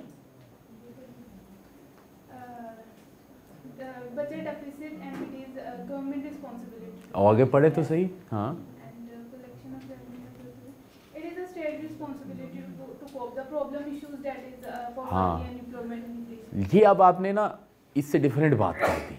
अब आपको खुद ही एहसास हुआ ना, ये टॉपिक को ना एक्सटेंड करना होता है, यानी इसमें से अब बात तो बजट डेफिसिट की हो रही, तो आप पावर्टी भी कह सकती हैं। आप कह सकती हैं कि अगर हमें अपने एक्सपेंडिचर को करना चाहिए किस साइड पे, डेवलपमेंट की साइड पे, जिसे नहीं कहते डेवलपिंग एक्सपेंडिचर्स। और दूसरा आप ये कह सकती हैं कि हमें अपना टैक्स बढ़ाना चाहिए और साथ इसका सलूशन दे दें, लेकिन अपना ख़र्चा जो है वो उस साइड पे करें जहाँ से पावर्टी कम हो, बजाय इसके कि अपना ख़र्चा उस साइड पे करें जहाँ पे ज़ाया हो। तो अब आपने एक पैरे में इस क्लास में जिन लोगों को इकोनॉमिक्स नहीं आती उनको भी पता चल गया कि मसला है क्या, कि ख़राजात आमदनी से ज़्यादा हैं। अगर ख़राजात आमदनी से ज़्यादा होंगे तो उसको पूरा करने के दो ही तरीके हैं। तो अगला आप बीच में ये भी लिखती हैं कि टैक्स क्यों नहीं बढ़े, तो वो एक लाइन लिखेंगी तो आप टैक्स क्यों नहीं बढ़े जी? इसलिए कि हमारी आबादी क्या है, टैक्स नेट में नहीं है। ठीक हो गया। तो ये 5-6 पॉइंट्स हैं और इन 5-6 पॉइंट्स पे बनेंगे 5-6। थैंक यू, शाबाश, बहुत अच्छा आपने बताया। अब इधर से कौन आएगा जी? आप आ जाएं, आप जिन्होंने हाथ खड़ा किया, आएँ, शाबाश। अस्सलाम वालेकुम, my name is Mohammad Hasan Khan, और इसका मैं थोड़ा सा सिनेरियो आपको बता देता हूँ। ये बाद में बताना, पहले पढ़ें। सर ये एब्स्ट्रैक्ट है, but read it, then I will ask the question कि आप कहना क्या चाहते हो, ताकि क्लास भी थोड़ी अम्यूज हो। Sure, sir. Oral communication skills accounts for building connections between humans. In this era, ideas are the currency, and their oral expression can bring up piles of fame and money. Piles of fame and money. Okay. Due to impractical nature of our education system and weak linkage between academia and industry, we are unable to perceive the importance of communication skills. Formally in our institutions, education institutions, and informally in our society, there should be raising awareness on the importance of this skill. Different courses should be introduced, and various professionals should train the students for the industry. All the courses of oral communication skills should be practically taught and imparted carefully. So, becoming orally explicit, we could be holding our career and society for the well-being. आप मुझे बताएं आप क्या कहना चाहते हैं? Sir ये एक रिसर्च पेपर के एब्स्ट्रैक्ट की तरह है, जिसमें जो प्रॉब्लम स्टेटमेंट है वो है कि इंपॉर्टेंस ऑफ कम्युनिकेशन स्किल्स। ये प्रॉब्लम स्टेटमेंट तो नहीं, ये थीसिस है। ठीक है, प्रॉब्लम स्टेटमेंट तो ये है कि कम्युनिकेशन स्किल्स का level is low, that is the problem. तो अब आपने दो बातें बताई, एक आपने बताई इंपॉर्टेंस ऑफ कम्युनिकेशन स्किल्स, और दूसरे आपने कहा कि how to impart communication skills, जो आपने थोड़ा बताया। अभी 6-7 पॉइंट्स होंगे, उस पॉइंट पे आप आगे लिखेंगे। तो पहले हमेशा ये सोचें कि आप कहना क्या चाहते हैं, जो अब सोचें, उसके बाद फिर आप उसको लिखेंगे तो आपका काम आसान हो जाएगा। तो आपने इंपॉर्टेंस ऑफ कम्युनिकेशन स्किल्स, एक चीज़ इसमें से मिसिंग है कि वो कम्युनिकेशन स्किल्स हैं कौन से, मतलब लैंग्वेज कौन सी है, इंग्लिश है या उर्दू है या दोनों हैं। दूसरी ये कि ऑरल है या रिटन है, ये इसमें क्लियर नहीं हुआ कि दोनों हैं, हो सकता है। क्या ख्याल है?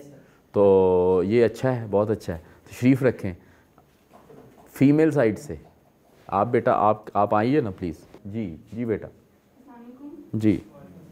The period nowadays is all about data. Every technology has some pros and cons. Although there are many more advantages of data, like more information in short piece of writing, collection of data with less effort, getting organized form of data in no time. There are some disadvantages like data war, insecurity, and leakage of data in no time. So data is a part of our life, and no one can deny its importance. ठीक हो गया। तो अब आपका topic है क्या? Data की importance और या डाटा सिक्योरिटी की इम्पोर्टेंस, डाटा इम्पोर्टेंस और उसके एडवांटेजेस। उसके एडवांटेजेस और डिसएडवांटेजेस। अब इसमें से सोचें कि 2-4 पॉइंट मिस हैं। एक पॉइंट ये है कि डाटा को होल्ड कौन कर रहा है, कौन होल्ड कर रहा है डाटा को? या गवर्नमेंट कर रही या कंपनीज कर रही? कंपनीज कर रही ना मुख्तलिफ, तो ये पॉइंट आ सकता है। उसके बाद एक और पॉइंट ये है कि डाटा की सिक्योरिटी की जो ब्रीचेस हैं उसकी फॉर्म्स क्या है, जैसे हैकिंग है, ऐसे ही है ना। तो ये बहुत अच्छा टॉपिक है, तो आप इसको मज़ीद डेवलप करेंगे तो आप देखेंगे कि ये बन जाएगा। इसी से मैंने आपका ऐसे इंशाल्लाह इस पे होगा बहुत अच्छा। लेकिन मेन ये चीज़ होनी चाहिए कि आप एक पॉइंट को दूसरी दफ़ा रिपीट ना करें। आपने एक बात की कि डाटा इज़ इम्पॉर्टेंट, उसको एक लाइन में आपने कर दिया, दूसरी लाइन में आप फिर उसकी कोई नई बात करें, तो बहुत अच्छा। शाबाश, तशरीफ़ रखें। हाँ जी, इधर से कौन है? अस्सलाम वालेकुम जी। The bar are steel rods placed in concrete to reinforce concrete structure. It is different kinds, size and shape. Rebar detailing means placement of exact number of rebar according to specification or plan because its placement affect our whole structure. तो मेरा main topic ये था, एक article मैंने लिखी थी रिबार detailing. अच्छा, अब ये एक टेक्निकल सब्जेक्ट है। अच्छा, अब इवन टेक्निकल सब्जेक्ट में make it a point to make sense to some intelligent reader. तो सबसे पहले इसमें आपने बताया नहीं कि ये जो आप आर्टिकल लिख रहे हैं इसमें प्रॉब्लम क्या है? उनके प्लेसमेंट का जो एग्जैक्ट नंबर ऑफ रिबार है वो काफ़ी इंपॉर्टेंट। हाँ, तो अब काफ़ी नहीं, क्या इंपॉर्टेंट है, यानी उससे क्या होता है, स्ट्रक्चर ख़राब हो जाता है, वीक हो जाता है, कलैप्स का रिस्क रहता है। So do not leave anything to the imagination. और जनरल से स्पेसिफिक, अब आपने खुद कहा, 2-3 और लोगों ने कहा, ये बड़ा इंपॉर्टेंट है, इससे नहीं काम चलना। अगर आप सीरियस राइटिंग कर रहे हैं तो आपको बताना पड़ेगा कि ये क्या इंपॉर्टेंट है। तो अब आप इसी में देखें, तो मेरी तो फील्ड नहीं है, लेकिन मैं आपको बता सकता हूँ कि इसमें प्रॉब्लम स्टेटमेंट नहीं है। प्रॉब्लम स्टेटमेंट का मतलब ये था कि आप पहले बताएं कि ये जो आप इशू डिस्कस कर रहे हैं ये कोई मसला है ना, वो मसला क्या है और आपके पास फिर उसका क्या हल है। तो ये 6 लाइनें आ जाएंगी, 2-3 लाइनों में मसला, 2-3 लाइनों में हल, और उसके बाद अभी इस पर ऐसे भी पूरा लिखना है, यानी पूरा पेपर भी लिखना है। ठीक है, अगर उसमें कोई एविडेंस कलेक्शन है तो वो भी डाल दें। तो आप फॉर एग्जांपल आप ये कह सकते हैं कि ये जो स्टील स्ट्रक्चर्स में क्या नहीं होता, बार नहीं होती। Yes sir, exact number of जो रड होती है उनकी साइज और शेप उनके मुताबिक हम नहीं देते, डिफाइन नहीं है। सो कोई उसमें कम कर देता है, कोई ज़्यादा कर देता है। तो इसका मतलब ये है कि स्टैंडर्डाइजेशन का इशू है। तो स्टैंडर्डाइजेशन की बॉडी कौन सी है? सर वो डिज़ाइनर जो होती है, डिज़ाइनर जो होता है। तो कोई ऐसी रेगुलेशन भी है गवर्नमेंट की उसके ऊपर? Yes sir, LDA. तो फिर आप वो भी डालें बीच में। अब देखें ना, प्रॉब्लम पैदा हो गया ना। तो आप हर प्रॉब्लम जो होता है ना वो अल्टीमेटली लोगों के बारे में होता है कि नहीं। अगर खाद कम ज़्यादा है तो उसका भी मसला लोगों से। तो आप इसमें ये भी डालें कि इसकी वजह से क्या होता है, लोगों की ज़िंदगी में रिस्क पैदा हो जाता है कि नहीं। तो अब ये 5-6 पॉइंट्स जो हैं वो बीच में नहीं आए, क्योंकि आपके जहन में एक चीज़ है, आपने सिर्फ वही कह दी, लेकिन आपने किसको जहन में रखना है? शाबाश। अभी फीमेल साइड से जी जी। अच्छा, story, very nice. The house at the corner of our street had always remained empty. Its giant concrete walls echoed with deafening silence, and the faded memories of laughter and joy were shrouded in a looming darkness that surrounded the house. The roof of the house had collapsed, and the remnants of what once was a lush green lawn was evidence of what the house had gone through. The rest of the massive structure still stood with an eerie, unwelcoming aura. Very nice. अब what will come in the next paragraph? So the build-up of the story. यानी उसके अंदर then you will go into the house. Yes. तो इन्होंने एक house की story सुनाई है जो कि कॉर्नर पे है, और वो वैसे उसका स्ट्रक्चर बड़ा सॉलिड है लेकिन वो बड़ा वो डिलिपिडेटेड हो गया है, ऐसे ही है। So the first part it's a good start कि पहले पार्ट में उसके बाहर की चीज़ें हैं, फिर स्टोरी जब चलेगी तो उसके अंदर चले जाएंगे, फिर हो सकता है उसके अंदर से कोई लाश मिल जाए, या कोई उसमें कोई भूत हो, या उसके अंदर कोई लेबॉर्ट्री चल रही हो।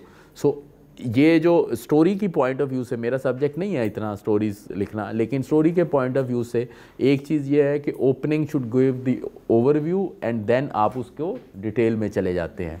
और इसमें इस mature writing, that's very good, thank you very much, बहुत शुक्रिया आपका। अच्छा जी, हम अब आगे शुरू करते हैं। अब आप लोगों ने देखा कि बेसिकली आपका जो पहला पैरा है उसमें वो चीज़ें आनी चाहिए। मैं पहले बताता हूँ, इधर से जो मैंने एक एग्जांपल डाली थी,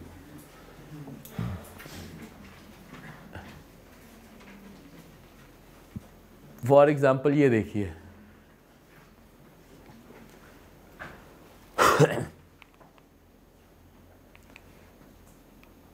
ये एक पैरा है जो कि लिखा गया है इस चीज़ पे कि हिस्ट्री की जो स्टडी है वो कैसे चेंज हुई। आप में से कोई हिस्ट्री वाले हैं तो एक दो हैं। तो बेसिकली इसमें ये बताया गया है कि हिस्ट्री की स्टडी कैसे, it was chiefly in the 18th century that a very different conception of history grew up. Historians came to believe that the task was not so much paint a picture as to solve a problem, to explain or illustrate the successive phase of national growth, prosperity, the history of oral of India, the changes that take man of belief and all the condition of national well-being became the subject of their work। यानी सिर्फ ये नहीं था कि वो मुल्कों के बारे में बताएं कि तरक्की की या नीचे चले गए, बल्कि इंटेलेक्ट और आर्ट के बारे में बताएं।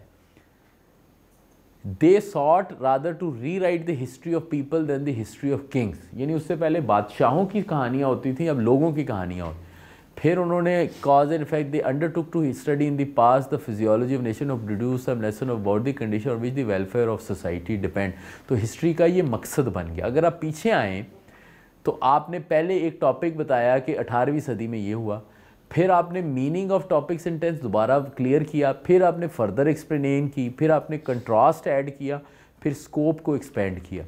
तो ये जो पहला पैरा है इस पे वो फाउंडेशन है जिसमें आपकी बिल्डिंग खड़ी होगी। तो ये आपने याद रखना है कि आपके किसी भी चीज़ का पहला पैरा जो है वो आपने वो फाउंडेशन है। लेकिन फाउंडेशन को अक्सर लोग जो है वो कंफ्यूज करके उसको, हमें बड़ा शौक़ होता है, ये हमारे में भी शायद मैं ये लिबर्टी लेते हुए कहूँगा कि जो हमारा क्या नाम है कल्चर में ना, हम टू दी पॉइंट बात नहीं करते। तो इसलिए हमारी जो अक्सर मज़ामीन भी होते हैं ना उसमें तमहीद बड़ी लंबी होती है।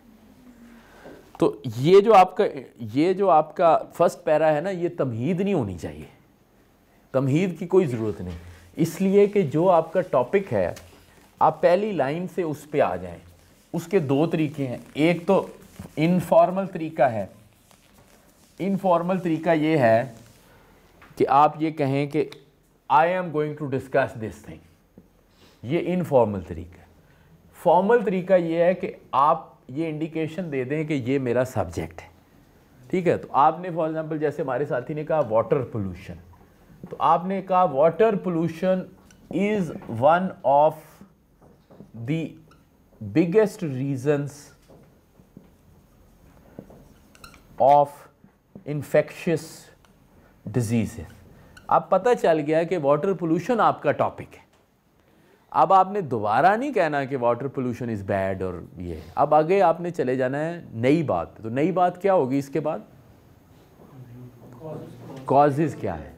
अब आपने कह दिया कि वाटर पोल्यूशन एक बुरी बात चीज़ है और उससे बहुत सारी मुतअद्दी बीमारियां फैल रही। अब उसके बाद आपने बताया कॉजेज़, ये आपकी प्रॉब्लम हो गया। उसके बाद क्या बताएंगे फिर, सोल्यूशन और कॉजेज़ के बीच में एक चीज़ होती है कि ये कॉजेज़ क्यों परसिस्ट कर रहे हैं, रीजंस जिसे कहते हैं। कॉज और रीज़न का फ़र्क बहुत अच्छा आपने कैप्चर कर लिया कि अगर वाटर पोल्यूशन में क्यों हो रही, क्योंकि हमारे यहाँ इंडस्ट्री जो है वो अपना वाटर के अंदर चीज़ें फेंक रही हैं, हमारे यहाँ जो वो सीवरेज है उसका कोई सिस्टम नहीं है, सैनिटेशन का सिस्टम नहीं है, वाटर पाइपलाइंस ठीक नहीं है। उसके बाद आप आगे जाएंगे, फिर वहाँ पे सोल्यूशन दे देंगे। आप कहेंगे कि this water pollution problem can be solve only if the pollutants are, जिस तरह इन्होंने कहा लॉ बन जाए या कोई ऐसी और चीज़ हो। तो इसका मतलब ये होगा कि अब आपने 5-6 पॉइंट दे दिए। अब आपने जो पैराग्राफ आगे जाने हैं जिसको हम बॉडी पैराग्राफ कहेंगे, उसमें इन्हीं 5 पॉइंट्स को एक्सपेंड करना है। जी, इफेक्ट्स भी लिख सकते हैं। वो इसलिए कि इफेक्ट क्या होगा, आपने एक अगर इन्फेक्शियस डिजीज़ उसका इफेक्ट है, लेकिन अगर आपके ख्याल में एक दो और इफेक्ट भी हैं तो आप वो भी साथ लिख दें, उसको एंड करके लिख दें कि जी and this this this this, तो वो इफेक्ट्स बीच में आ जाएंगे। आपने सिर्फ ये याद रखना है आपने सिर्फ ये याद रखना है कि वो जो है ना, क्या नाम है, कि इन सारी चीज़ों का आपने सिर्फ ये याद रखना है कि इन सारी चीज़ों को आपने अगले पैराग्राफ्स में एक्सपेंड करना है। तो इस पैराग्राफ में जो कुछ आगे आपने करना है उसकी इन अ वे एक समरी आएगी, सवाए एनालिसिस के जो बिल्कुल एंड पे आएगा। तो बॉडी पैराग्राफ्स में product of your essay plan, issue map and your outline, ये तो चलो ज़्यादा तफसील हो गई, लेकिन ये आपका एक ऐसे प्लान बनेगा। You should know points beforehand, otherwise paragraph are just divided by gaps in one long narration. मैं आपको लफ्ज़ बोल रहा हूँ ना पॉइंट, पॉइंट को क्या कहते हैं उर्दू में? तो नुक्ता, एक तो नुक्ता होता है, लेकिन नुक्ता का पॉइंट का मतलब क्या होता है? पॉइंट का मतलब आप कहना क्या चाहते हैं? जिस तरह कहते हैं या अपने पॉइंट पे आओ, या टू दी पॉइंट, या पॉइंट की बात करो, तो पॉइंट आपके जहन में, इसलिए मैंने मुद्दा, ठीक है, जो आप कहना चाहते हैं उसके कुछ ना कुछ हिस्से अलहदा से हैं।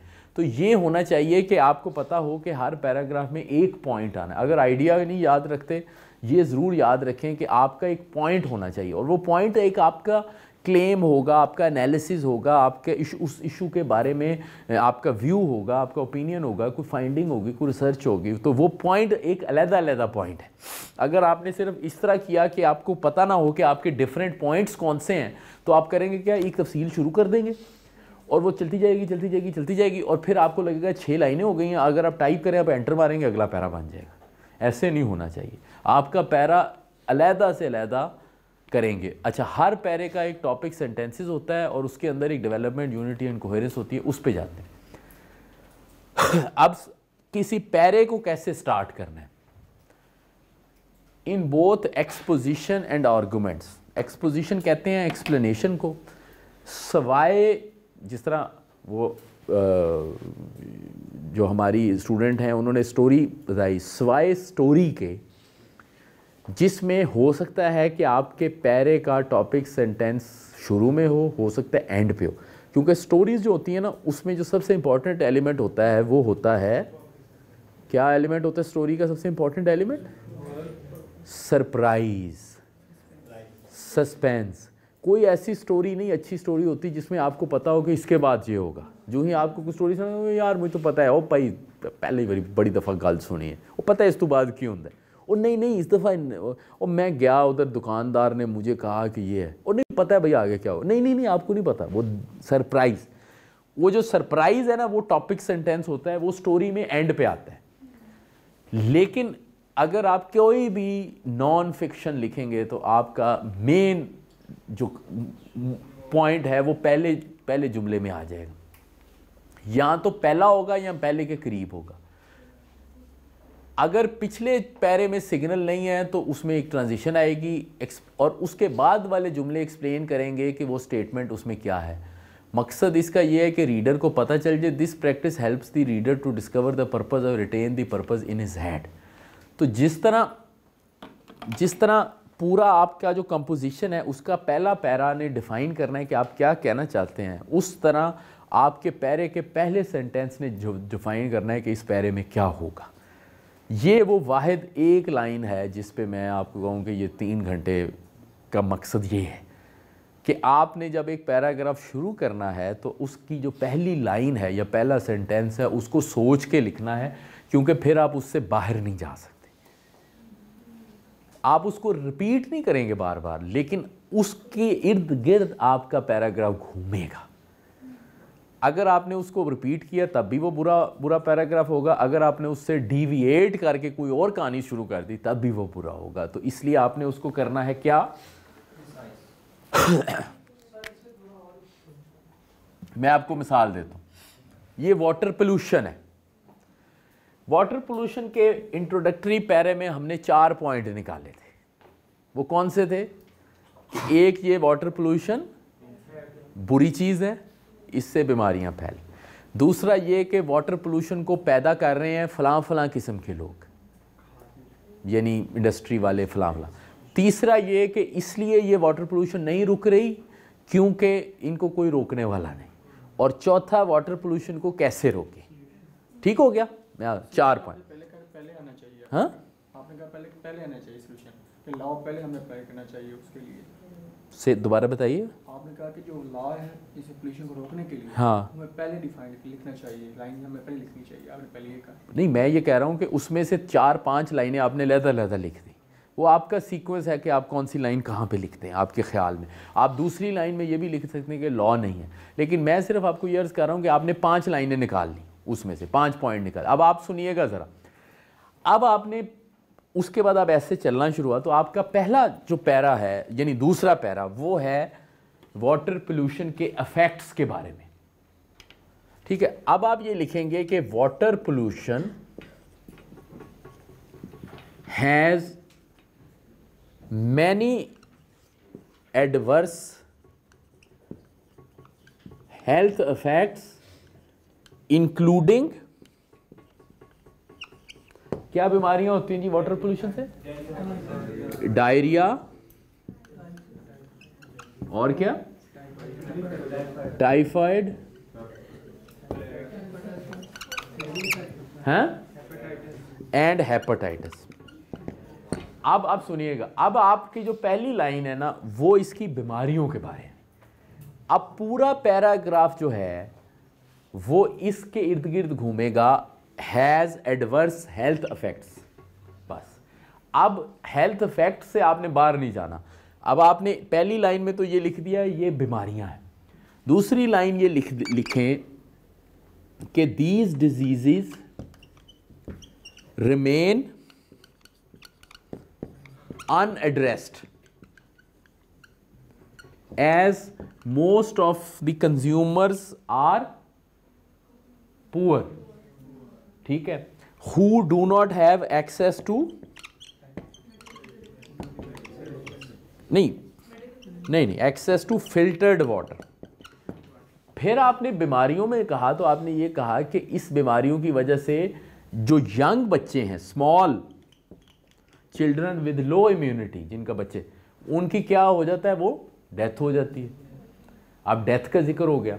उसके बाद फिर आपने ये कहा कि जब डेथ नहीं भी होती तो इसकी हेल्थ कॉस्ट बढ़ जाती। जी बताइए सर, ये वाली जो बात आप कर रहे हैं सर, ये इंट्रोडक्टरी पैरा जो हम लिखेंगे ऐसे का सर, ये थोड़ा उससे वेरी भी कर रहे हैं। इंट्रोडक्टरी है, इंट्रोडक्टरी पैरे में हमने पहली लाइन में क्या लिखा?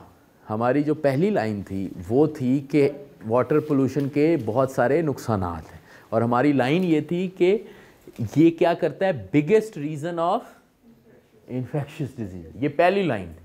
दूसरी लाइन ये थी कि वाटर पोल्यूशन हो कहाँ से रही है। तीसरी लाइन थी कि वाटर पोल्यूशन क्यों नहीं रुक रही। चौथी लाइन थी कि वाटर पोल्यूशन कैसे रुके। अब हमारा पहला पैरा आ गया है इफेक्ट्स पे। ठीक है, वो इफेक्ट ज़्यादातर डिजीज़ की फॉर्म में है, लेकिन अब हम इफेक्ट्स को खोल के बयान कर रहे हैं कि एक इफेक्ट ये है कि बच्चे फौत हो जाते हैं, कई छोटे बच्चे। दूसरा इफेक्ट ये है कि फौत नहीं भी होते तो इतने बीमार हो जाते हैं कि उसका ख़र्चा बहुत हो जाता है। तीसरा इफेक्ट ये है कि उनको उसके बाद उनके जो पेरेंट्स हैं वो इलाज अफोर्ड नहीं कर सकते क्योंकि उनके पास कोई फ़िल्टर्ड वाटर नहीं। चौथा इफेक्ट ये है कि अवेयरनेस भी नहीं। तो ये पहला पैरा आ गया। अब आप इसके बाद एक और पैरा पे जाते हैं। हमारा जो दूसरा पॉइंट था वो क्या था? कॉजेज में पहली लाइन बताएं मुझे, सोचे पहली लाइन क्या होनी चाहिए। अब आप लिखेंगे water pollution is caused by industrial waste, और बताएं। लिटरेसी रेट जो है ना वो आपने सोचे, आप इसका लिंक चेक करें कि पानी गंदा हो रहा है तो वो गंदा पानी आ कहाँ से रहा है, उसके पीछे लिटरेसी रेट होगा। हो सकता है मसलन जब हम उसके पीछे जाएं, जैसे मिसाल देता हूँ कि गंदा पानी जो है वो फॉर एग्ज़ाम्पल आ रहा है इधर से गटर और उसका मिलने से, तो वहाँ पे जाके आप वो कह सकते हैं कि अच्छा इसका लिंक इससे। लेकिन मेन अब आप सोचें कि मैं इधर मैं सोचूं कि गंदा पानी आता कहाँ से, तो एक इंडस्ट्रियल वेस्ट है, दूसरा लैक ऑफ सीवरेज है, ठीक है, जिसमें लैक ऑफ सीवरेज की वजह इलिटरेसी भी हो सकती है, ठीक है, वो फिर आगे जाके सब पॉइंट है। लैक ऑफ, एक इंडस्ट्रियल वेस्ट है, एक लैक ऑफ सीवरेज है, और क्या वजह है? एग्रीकल्चर वेस्ट है। अच्छा, और क्या वजह है? फ्लड वाटर जो है, फ्लड वाटर पोल्यूटेड वाटर होता है, मेरा नहीं ख्याल उसमें तो ठीक होता है सर। हाँ हाँ जी, पेस्टिसाइड्स एंड डिटर्जेंट। अब ये पहली लाइन आ गई। अब अगली लाइनों में क्या होगा? Industrial waste, sewerage, agriculture waste, और इसको आप अलग-अलग डिस्कस कर लें, ठीक है। Industry in our country is mostly unregulated. उसके बाद आप ये करेंगे, तो आपकी पहली लाइन ने एक समरी दे दी कि इस पैराग्राफ में क्या होगा कॉजेज़ की, और आखिरी लाइन में ये थोड़ा सा आप मेकअप करेंगे कि ये कॉजेज़ जो है ये बहुत ज़्यादा फैला रहे हैं। सो आपकी जो पहली लाइन होगी वो आपके पैराग्राफ का टॉपिक सेंटेंस होगा, और उसमें ये समरी होगी कि आप अगली साइड, अगली तरफ जाके आप क्या करेंगे। अच्छा जी, इसको आगे चलते। पहला ये है कि it supports the thesis by clearly stating a main point in the discussion. आपका ओरिजिनल एक थीसिस था, उसमें अब एक पॉइंट आ गया। It announces what the paragraph will be about. आपने ऐलान कर दिया कि ये पैराग्राफ जो आप पढ़ रहे हैं उसमें ये होगा, और it controls the subject matter. जो आपने ऐलान कर दिया वो आप बदल नहीं सकते।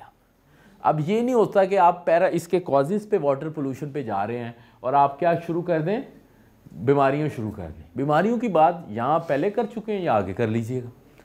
The entire discussion, the example, detail and explanation in a particular paragraph must directly relate to and support the topic sentence.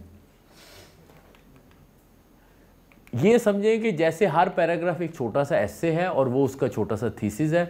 ये एक मेन आइडिया देता है उस लिमिटेड सब्जेक्ट में जो कि राइटर आर्ग्यू करे। Like the thesis should be stated in specific language. जो मैंने आपको अर्ज किया था ना कि आप कह रहे हैं इट्स अ बैड थिंग, ये कोई जवाब नहीं है, इट्स नॉट अ बैड को फिर आपने एक्सप्लेन करें। आप कहते हैं ये बड़ा इंपॉर्टेंट है, तो उस इंपॉर्टेंस को एक्सप्लेन करेंगे वो क्या इंपॉर्टेंट है। मैं मिसाल देता हूँ आप ये है आपका एस्से का thesis, QASF is an excellent place for student who need academic help. ये एस्से, ये थोड़ा सा जनरल है, लेकिन इसके आगे आपने टॉपिक सेंटेंस अगला लिखा, QASF offers students a variety of courses professionally designed to improve basic skills। ये टॉपिक हो गया। उसकी पहली लाइन आपने लिख दी और पहला पैरा उस पर लिख दिया। अब आप दूसरे पैरे में जब आए तो आपने ये कहा कि ये वैरायटी ऑफ कोर्सेज हैं, प्रोफेशनली डिज़ाइन है, इम्प्रूव बेसिक स्किल्स। अब आपने 3 पॉइंट इसमें डाल दी। ये जो भी आप लिखते हैं हर लिखने का एक पर्पज़ है। तो आपने पहला पॉइंट ये डाला कि यहाँ पे जो कोर्सेज हैं उनमें क्या है, वैरायटी है, फिर वो डिज़ाइन हुए हैं प्रोफेशनली और उसका मकसद है कोई। तो अब ये वाला जो टॉपिक सेंटेंस है आपके मेन थीसिस को एक तो सपोर्ट करता है। अब आपने इसमें variety of courses professionally design लिखना है, यानी अगली लाइन में आप क्या लिखेंगे कि वो कोर्सेज कौन कौन से हैं, और फिर आपने इसमें कहना है कि होता है कि आप कहें अच्छा यहाँ पे ऑनलाइन सर्विस है, फीडबैक है, असाइनमेंट है, फोकस इंटरवेंशन है, फैसिलिटेटर्स हैं। तो ये सारी चीज़ें इस चीज़ को एक्सप्लेन कर रही। तो ये एक एग्जांपल है कि आपका पहला लाइन ये हो और फिर आप आगे उसको एक्सप्लेन करें। मिसाल एक और आपको देता हूँ। ये MD कैट का इम्तिहान होता है, हर साल उसकी कंट्रोवर्सी होती है। आपका मेन थीसिस ये है कि जो MD कैट का इम्तिहान है वो बच्चों को, स्टूडेंट को डिस्करेज करे। MD कैट समझते हो इम्तिहान, जो मेडिकल कॉलेज। अच्छा, अब आप शुरू में उसके ख़िलाफ़ हैं, हो सकता है आप उसके हक़ में हो तो फिर आप वो लिख दें। अब आप सोचिए कि आपका एक सेंटेंस है, student already have to work hard during FSc. आप कहते हैं कि स्टूडेंट तो जो है ना वो बहुत पहले पढ़ते हैं। फिर MDCAT is better at provincial level, MDCAT has higher level difficulty than earlier test, the questions are hard to predict and vary from candidate to candidate. ये टॉपिक सेंटेंस है जिस पे आपने पैरा आगे लिखना है। आप मुझे बताइए इनमें से सिर्फ एक है जो रेलिवेंट है, वो कौन सा है? फर्स्ट कहता है कि एफएससी में वो पढ़ चुके होते हैं तो उनको दोबारा नहीं पढ़ना चाहिए। अगर आप एक दफ़ा पढ़ चुके हैं तो दोबारा भी पढ़ लेंगे। दूसरा ये है MDCAT is better at provincial level, ये भी इररेलेवेंट है जहाँ पे भी हो। तीसरा क्या है? अच्छा, एमडी कैट का मकसद क्या है? पता है कितने लोगों ने एमडी कैट दी? मैं अखबार में पढ़ा था, कोई 3 से 4 लाख लोगों ने, बच्चों ने। और सीटें कितनी हैं? 3000, 2500, 3000। तो इसका मतलब ये है कि डिफ़िकल्टी लेवल तो फिर होना चाहिए ना, तभी 3 लाख में से 3000 निकलेंगे। तो मसला क्या है? मसला चौथा है, vary from candidate to candidate. कोई बच्चा ऐसा होगा जिसको आसान सवाल मिल जाएंगे क्योंकि वो सवाल आ रहे हैं रैंडमली। तो कोई बच्चा ऐसा होगा जिसको आसान सवाल मिल जाएंगे, कोई ऐसा होगा जिसको मुश्किल मिले। तो ये एक फिर फेयरनेस नहीं रहेगी ना, इक्वालिटी नहीं रहेगी। तो पहले तीनों चीज़ें रेलिवेंट नहीं है, आखिरी चीज़ रेलिवेंट है। तो ये आपका, इसको फिर आप मज़ीद एक्सप्लेन करेंगे कि हो क्या रहा है। A vague, fuzzy or unfocused topic most often leads to a paragraph that touches only the surface. A loose topic sentence makes the paragraph wanders away. A topic that is tightly focused and stated precisely not only will help the reader to understand, it will help select, organize and develop your supporting thesis. मिसाल देता हूँ, ये मैंने आपके सामने कुछ मिसालें रखी हैं अनफोकस्ड और फोकस्ड की। Too many people treat animals badly in experiments. Zoology का तो नहीं कोई आपकी इधर? तो आप करते हैं तजर्बे बिल्लियों शिलियों पे, फ्रॉग वगैरह पे, और किस पे करते हैं? रैबिट्स पे। तो किधर से लेकर आते हैं? मार्केट से मिलते हैं। जिस तरह वो निश्तर हॉस्पिटल मेडिकल में उन्होंने लाशें जो है ना वो इकट्ठी की हुई हैं ऊपर, तो आपने तो नहीं ऐसी लाशें इकट्ठी की हुई जानवरों की? हाँ हाँ, जिंदा पकड़ते हैं जब एक्सपेरिमेंट करके फिर उनको बेचारों को कैसे? इंजेक्शन से। आपको तरस नहीं आता मासूम जानवरों पे? कितने जालिम हैं आप। अच्छा जी, तो जुमला ये है कि too many people treat animal badly, आपका जिक्र हो रहा है। तो इसमें प्रॉब्लम क्या है? क्या प्रॉब्लम है इस टॉपिक से? वेग है। क्या वेग है इसमें बात? What people? Badly, how badly? जैसे उन्होंने कहा कि इंजेक्शन लगाते हैं, is it badly? No. What kind of experiment? आप कहते हैं focus cosmetic industry harms animal in unnecessary experiment designed to test pro. तो आपको बता दिए कि ये कॉस्मेटिक इंडस्ट्री का इशू। अच्छा जी, grades are an unfair pain in the neck. इसका क्या मसला है? फोकस इज ट्रू ड्रग, क्या सारे ग्रेड हैं? अनफेयर कैसे हैं? A course grade based on 2 multiple choice exam does not actually measure a student's knowledge of this subject. तो अब आपने कहा कि एक ऐसा कोर्स जिसमें सिर्फ 2 इम्तिहान हो तो उससे साबित नहीं होता। अच्छा, एक ये जनरल सी बात है, finding the right job is important and can lead to rewarding experiences, ये भी जनरल सी बात है। इम्पॉर्टेंट एंड इसे कहते हैं डबल फोकस, कि आपने इम्पॉर्टेंट भी कह दिया और लीड टू इसकी ज़रूरत नहीं थी। Finding right job can lead to an improved sense of self esteem. तो आप कहते हैं कि अगर अच्छी नौकरी मिल जाए तो बंदे की क्या होता है, अपनी नज़रों में इज़्ज़त बढ़ जाती है। अच्छा, ये बड़ा आप सुनते होंगे, Pakistan needs to work on its democracy. इसमें क्या प्रॉब्लम है इस जुमले में? वर्क का क्या मतलब है? डेमोक्रेसी से क्या मुराद है? कौन करेगा? सोसाइटी, स्टेट, हाँ, तो अब आप देखें फोकस ये होगा पाकिस्तानी, शाबाश, very nice, Pakistani political parties need to work on the development of democratic institution. तो तब आप अब आगे जाके आप इस पैरे को एक्सप्लेन करेंगे तो आप एक्सप्लेन करेंगे कि डेवलपमेंट का क्या मतलब है और डेमोक्रेटिक इंस्टीट्यूशंस कौन से हैं। टॉपिक सेंटेंस कहाँ पे होगा? Although the topic sentence most frequently occurs as the first sentence in body paragraph, it also offers as the second or the last that follows the first, usually does so because the one provides an introductory remark or some kind of hook to preceding paragraph। अब आपको इसकी मिसाल देता हूँ। ये water pollution का एस्से हमारा देखें, हमने पहला पैराग्राफ लिखा इफेक्ट्स पे, दूसरा पैराग्राफ लिखा कॉजेज़ पे, अब तीसरा पैराग्राफ लिख रहा है कि ये क्यों फैलता जा रहा है। तो उसके लिए एक छोटा सा हुक चाहिए और उसमें मैं अगर हूं तो मैं लिखूंगा the question is why water pollution is not being controlled despite so obvious effects. तो ये मेरा क्वेश्चन है, ये टॉपिक सेंटेंस नहीं है, ये क्या है? हुक है। तो जवाब उसका ये होगा the water pollution is not being controlled because the enforcement is weak। ये है टॉपिक सेंटेंस। फिर आगे लिखूंगा there are no laws to check in the environmental protection agency जो है डिपार्टमेंट has no infrastructure, और इस तरह चलते चलते there are no scientific equipment। तो वो जो मैंने क्वेश्चन डाला वो क्वेश्चन में मैंने आगे और पीछे वाले पैराग्राफ को लिंक किया।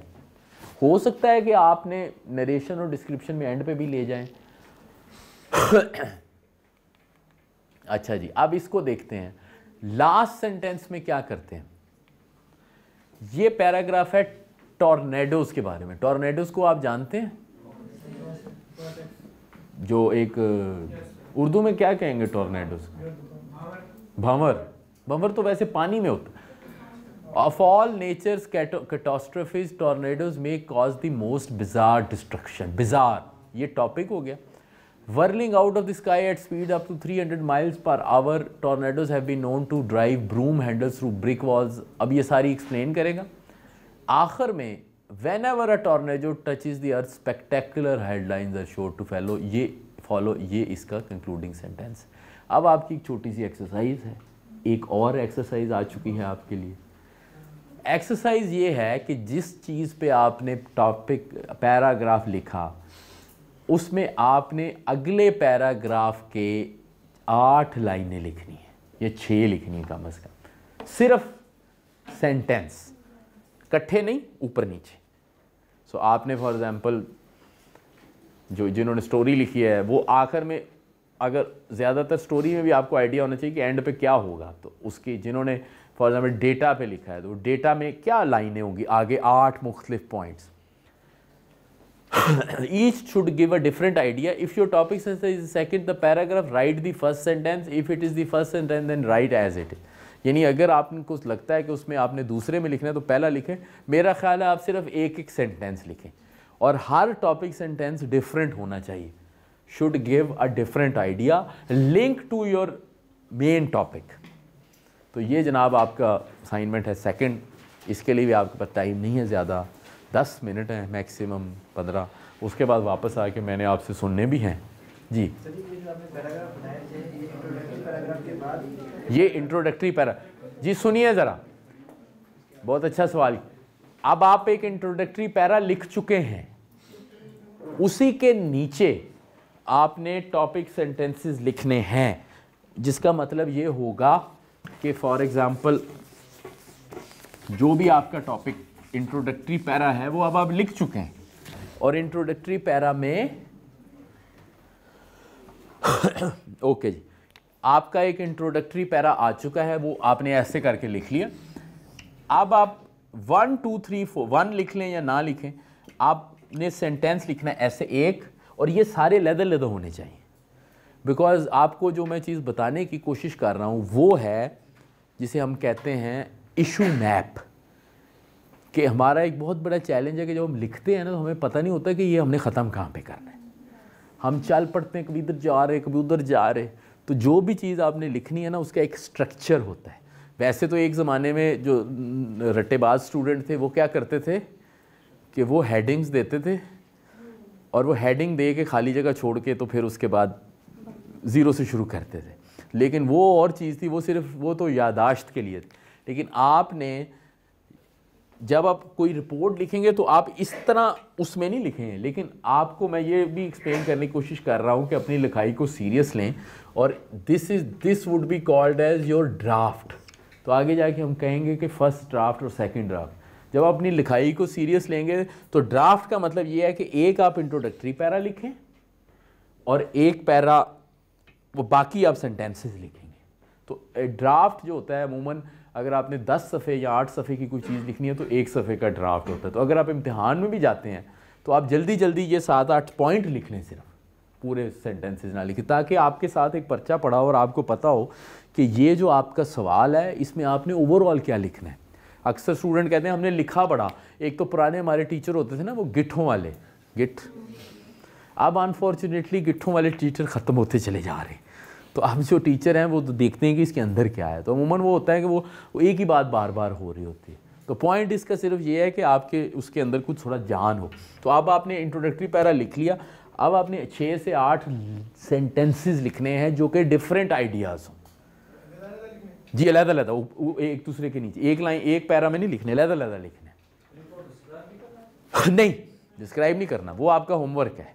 अभी सिर्फ आपने इधर आके बताना है कि आपको, और ये भी एक प्रैक्टिस है कि एक जुमला ऐसा लिखना है जिस पे आप बाद में एक्सप्लेनेशन दे सकें, और आपको वो पहले से पता होना चाहिए। टॉपिक वो है जिस पे आपने पैरा लिख दिया है। एक बड़े टॉपिक के अंदर हर पैराग्राफ में एक डिफरेंट आइडिया होना चाहिए। आपका टॉपिक क्या है? मेरा टॉपिक जो है ना वो कंप्लेंट लेटर है ना to the head of Niazi Express. Niazi Express को एक कंप्लेंट लेटर है। Yes sir. ओके, तो अब आपने पहला पैराग्राफ लिख दिया होगा, ये याद रखें। Yes sir. ठीक है, अब आपके सेंटेंसेस हम सुन रहे हैं। कितने पैराग्राफ्स हैं टोटल? 2 पैराग्राफ। हाँ, 2 पैराग्राफ। 2 पैराग्राफ। Yes sir. तो एक आप लिख चुके हैं और एक और है या 2 और हैं? एक तो मैं लिख लिया, दूसरा अभी जो आपने कहा, और तीसरा भी कोई होगा कि सिर्फ 2 ही हैं? चले सुनाइए, क्या कंप्लेंट है आपकी न्याजी एक्सप्रेस को? पहले आप फिर इंट्रोडक्शन भी सुना दें ताकि हम सुन लें, मुख्तसर है ये, ज़रा सुनाइए ज़रा। Dear Bajaj Nazi Saab, 15 November 2022. Hmm. I have booked online seat for Islamabad. When I reached terminal, 6 o'clock according to your timetable, but there were no bus for Islamabad. And you know, I don't want to miss today bus for Islamabad because I was going for urgent work. As I reported to your manager, where is the bus? Your manager making excuses. Oh, sorry sir, there was technical issues in our system, and I request to you please keep update your system. दूसरा जुमला क्या है? दूसरा sir फिर वो bullets point में वो बताएं ना, बुलेट पॉइंट कौन से हैं? Dear Bajaj Nazi Saab, please keep update your system. ठीक है। The second one, I was going to Islamabad for urgent work, but your system technical issues I can't reach at time.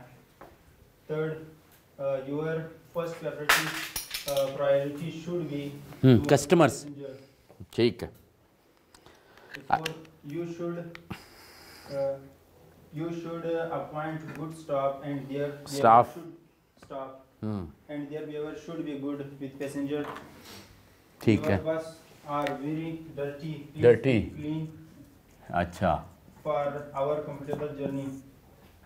ठीक है। The sixth one, the most important that I have seen, you do not, your driver do not follow the traffic rule.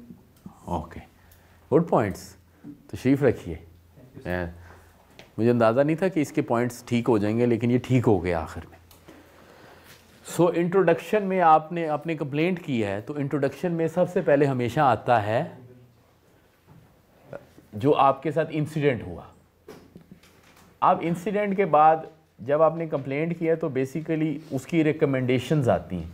So number 1 recommendation ये है कि आप time को follow नहीं करते, ऐसे ही हो गया।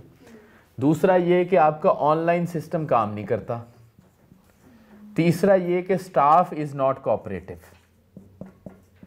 चौथा क्या था? Buses are dirty. पांचवा ये था कि आपके ड्राइवर जो हैं वो ट्रैफिक रूल्स के फॉलो भी नहीं करते। अब दो सूरतें हैं, अगर तो आपने बहुत लंबा लिखना है तो आप हर एक पे 4-4 लाइनें लिखेंगे, लेकिन अगर आपने लंबा नहीं लिखना तो आप एक ही ये सारी चीज़ें इंसिडेंट के नीचे इकट्ठी कर देंगे और इसका टॉपिक सेंटेंस बनेगा कि आई हैव ऑब्जर्व्ड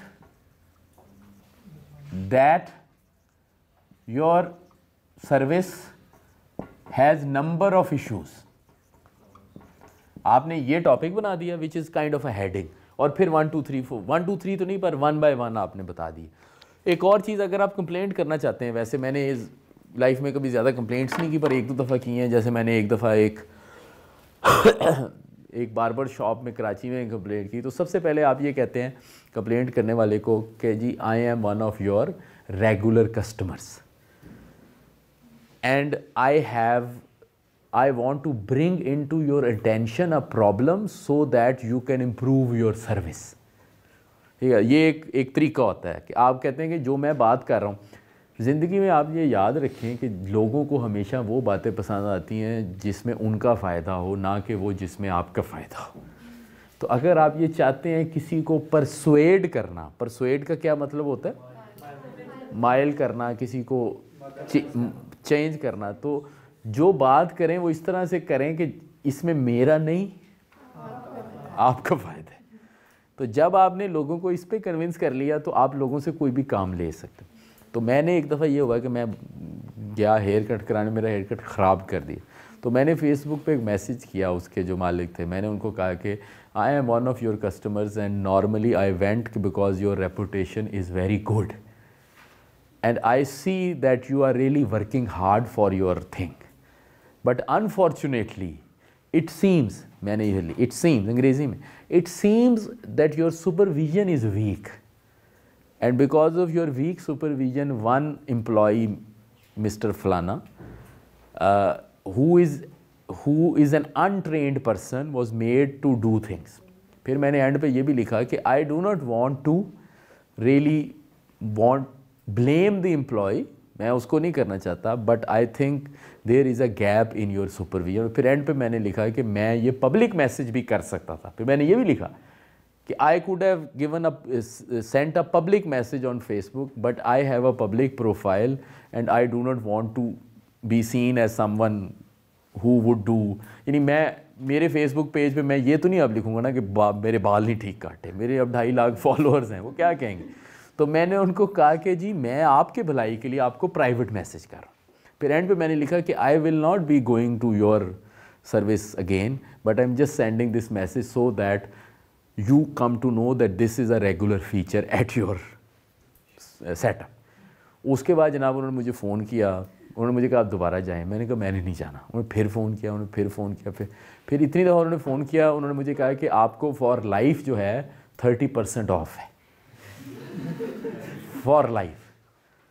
तो मैं उसके बाद फिर जाना शुरू हो गया। मे भी न्याजी बस वाले इतने अकोमोडेटिंग ना हो, क्योंकि बस में कंपटीशन कम होता है, 3-4 होती हैं आपको कोई ना, और कस्टमर होते हैं बड़े ज़्यादा। सर्विस जो होती है वो पर्सनलाइज्ड नहीं, जो सर्विस पर्सनलाइज्ड होगी उसमें कस्टमर रिलेशन बेहतर हो। लेकिन कंप्लेंट का मैं आपको बताऊं, ये नहीं कि कंप्लेंट चलती नहीं है। आपको 2 बातें, एक आप रेलेवेंट बंदे तक पहुँचें, क्योंकि कोई भी बंदा जो बिज़नेस कर रहा है ना वो ये नहीं चाहता कि उसका बिज़नेस ख़राब हो। तो और दूसरा उसको इस तरह करें कि जो मैं बात कर रहा हूँ ये आपके फ़ायदे में। तो अगर हम जैसे गवर्नमेंट में हैं तो हमें जो कंप्लेंट आती हैं तो ये नहीं कि हम उसको फेंक देते हैं, हम कहते हैं कि अच्छा शायद इसमें क्यों कंप्लेंट नहीं आई। कंप्लेंट वो चीज़ होती है जो पेन होती है, अगर पेन नहीं होगा तो बीमारी ठीक नहीं होगी कभी। अगर पेन नहीं होगा, पेन एक बड़ी अक्सर हम सुनते थे ना, ये मैं अभी बता रहा था, इशफाक साहब भी एक दफ़ा मैंने सुना गया है कि दर्द बड़ी नेमत है। दर्द होता है तो आप इलाज कराते हैं, वरना दर्द ना हो तो वैसे ही बंदा फौत हो जाए, बंदे को पता ही नहीं चले अंदर क्या हो। तो ये इस तरह की चीज़ है। एनीवेज, तो लेकिन मुझे पर्पस हाल नहीं हुआ, मैं फीमेल साइड से कोई मुझे आए जी, जल्दी करें, आना है आपको जल्दी जल्दी। कौन आएगा? इधर से कोई नहीं आया, आए जी, आप आए ना सर, आ जाए बेटा, आ जाए बताएं जी क्या टॉपिक है और सेंटेंस कौन से हैं? जी, लीडरशिप। अब आपने सब्जेक्ट मुझे टॉपिक सेंटेंसेस बनाने हैं। Number 1 first topic sentence leadership है। Leadership leads us to the way or destination which we thought quite impossible. अच्छा जी, पहला सेंटेंस है कि leadership leads us to takes us to the ways which we think impossible.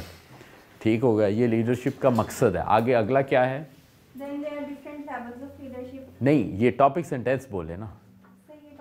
Topic sentence ये है कि there are different levels of leadership. तो आगे आप लीडरशिप के लेवल्स डिफाइन करेंगे। और बताइए।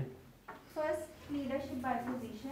अच्छा, अब ये नया पैरा है, तो जो आपका दूसरा पैरा था उसमें आपने टॉपिक लीडरशिप की किस्में डिफाइन कर दी, तो 1 2 3 4 जितनी भी होंगी। अब एक का पैरा है लीडरशिप बाय पोजीशन। तो टॉपिक सेंटेंस क्या है? Leadership by position in which authority is given to the person and we have to follow the rules and regulations suggested by the boss. लंबा जुमला हो गया, लेकिन आप ये कह देंगे leadership by position leadership by position means an authority is given to the person. Authority whose orders have to be followed. ना भी लिखें इज गिवन टू द। तो उसके बाद के पैरे का क्या सेंटेंस है? Leadership through connection. Leadership through connections.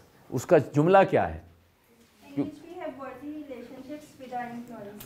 हाँ जी, द नेक्स्ट, अब इसको जुमला शुरू करेंगे कि पिछले से लिंक करें। The other form of leadership would be leadership through connections. इसको वैसे कहते हैं लीडरशिप बाय इन्फ्लुएंस। इन्फ्लुएंस होता है ना एक बंदे का, एक पर्सनल इन्फ्लुएंस, तो वो आप बताएंगे। उसके बाद अगला जुमला कौन सा है? Then the next level is production. Production. वो क्या है? If we have valuable connection with our co-workers, it will lead us towards the achievement. ये तो पिछला वाला ही था ना। That means connection के बाद production का। प्रोडक्शन का लफ्ज़ है। अब ये क्लियर नहीं हो रहा, इसको आपने क्लियर भी करना है। उसके बाद अगला कौन सा है? The next level is development. Development of leader. वो जुमला क्या है? Development of basically business through leadership. Okay, अब ये भी क्लियर नहीं हो रहा। जुमला ऐसा लिखना चाहिए जिसमें से मतलब और मैसेज क्लियर हो जाए कि जी डेवलपमेंट से क्या मुराद है हमारे। और अगला कौन सा जुमला है? Pinnacle. बोले ना। The next fifth level of leadership is pinnacle. At this stage, we are internationally developed through our hard work and moral values. ठीक है, तो Then the end is conclusion. Conclusion आ गया। तो तशरीफ़ रखिए। तो इसमें कम अज़ कम ये ज़रूर है कि जो आइडियाज़ हैं वो बड़े सेग्रीगेटेड हैं, डिफाइंड हैं और अलग-अलग बनाएंगे। अभी सिर्फ इसमें आगे काम ये होना है कि वो जो जुमले हैं वो बाकायदा पक्के हों, और दूसरा ये कि सीक्वेंस ऐसे ना लगे जैसे मैकेनिकल है, ज़रा नेचुरल सीक्वेंस लगे। इस तरफ से मुझे एक और करेंगे, फिर हम कंक्लूड करेंगे। जी आ जाएं, ये वाले भाई आ जाएं, कोने वाले आप आ जाएं, आपको नेक्स्ट कर लेंगे। आ जाएं, टाइम थोड़ा कम है, आइए, शाबाश।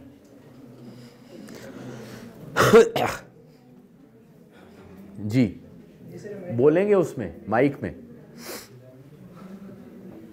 जी, My topic is population growth in Pakistan. Population growth. Topic sentence बताएं। Topic sentence. हाँ, Major problems facing by Pakistan including population. Population, ठीक है। और second one है in world ranking Pakistan participation about growth of population. अच्छा, अभी ये मतलब पता नहीं चला आप कहना क्या चाहते हैं। ये हेडिंग के तौर पे लग रहा है, हेडिंग नहीं होनी चाहिए। ये टॉपिक सेंटेंस जो मैंने अपना पैराग्राफ लिखा था, उसमें सेकंड नंबर भी मैंने लिखा था कि वर्ल्ड रैंकिंग में पाकिस्तान का हाँ। नंबर है, तो उसमें उसको मैं आगे डिटेल में। अच्छा, आपने लिखा है कि 5th Pakistan ranks 5th in the population ranking according to world bank. अच्छा, और बताइए। Major reasons to growth in population. Again ये ना हेडिंग बन गई है, आपने वो रीज़न साथ बतानी है। Topic sentence is not heading. मैं समझ रहा था वो मेन पॉइंट्स हैं जिनको आप अपने। हाँ, लेकिन वो जो मेन पॉइंट्स हैं, अगर आपने, क्योंकि इधर आपकी रिक्वायरमेंट ये थी कि आपने पूरा सेंटेंस लिखना है। अगर आपने अपने लिए बनाना है तो ज़ाहिर है आप लिख देंगे, लेकिन आप उधर ये नहीं लिखेंगे मेजर रीजंस। आप ये उसको उन रीजंस को लिखेंगे। वो कौन सी रीजन है, कौन सी रीजंस हैं? मेन रीजंस हमारे पास है अनअवेयरनेस, इलिटरेसी, ठीक है, इग्नोरेंस, इग्नोरेंस तो एक ही चीज़ है। और इसके अलावा पॉपुलेशन का हमारे पास आप सोचेंगे तो और भी बड़ी रीजंस मिल जाएंगी। अच्छा आगे जाइए, अगला सेंटेंस कौन सा है? relations with the progressing countries and growth of population. ठीक है, और How can we decrease this rate of growth? what we can we do to stem the population growth? अच्छा जी, और Pakistan, how can Pakistan progress with or without this serious issue? How can Pakistan progress? लेकिन ये तो वही बात है जो शुरू में आपने कर दी। तशरीफ रखिए, अब आपका जो होमवर्क है वो ये है, और आपको ये मिल जाएगा, मैं आपको एडवांस बता रहा हूँ कि यही चीज़ जो आज आपने यहाँ पे लिखी है, मुझे दो होमवर्क है। एक तो आपने एक पूरा आपने कंपोजिशन लिखनी है, चाहे लेटर लिखें चाहे कंप्लेंट लिखें, जिसमें से आज जो आपने टॉपिक सेंटेंस लिखे हैं उसको डेवलप करना है।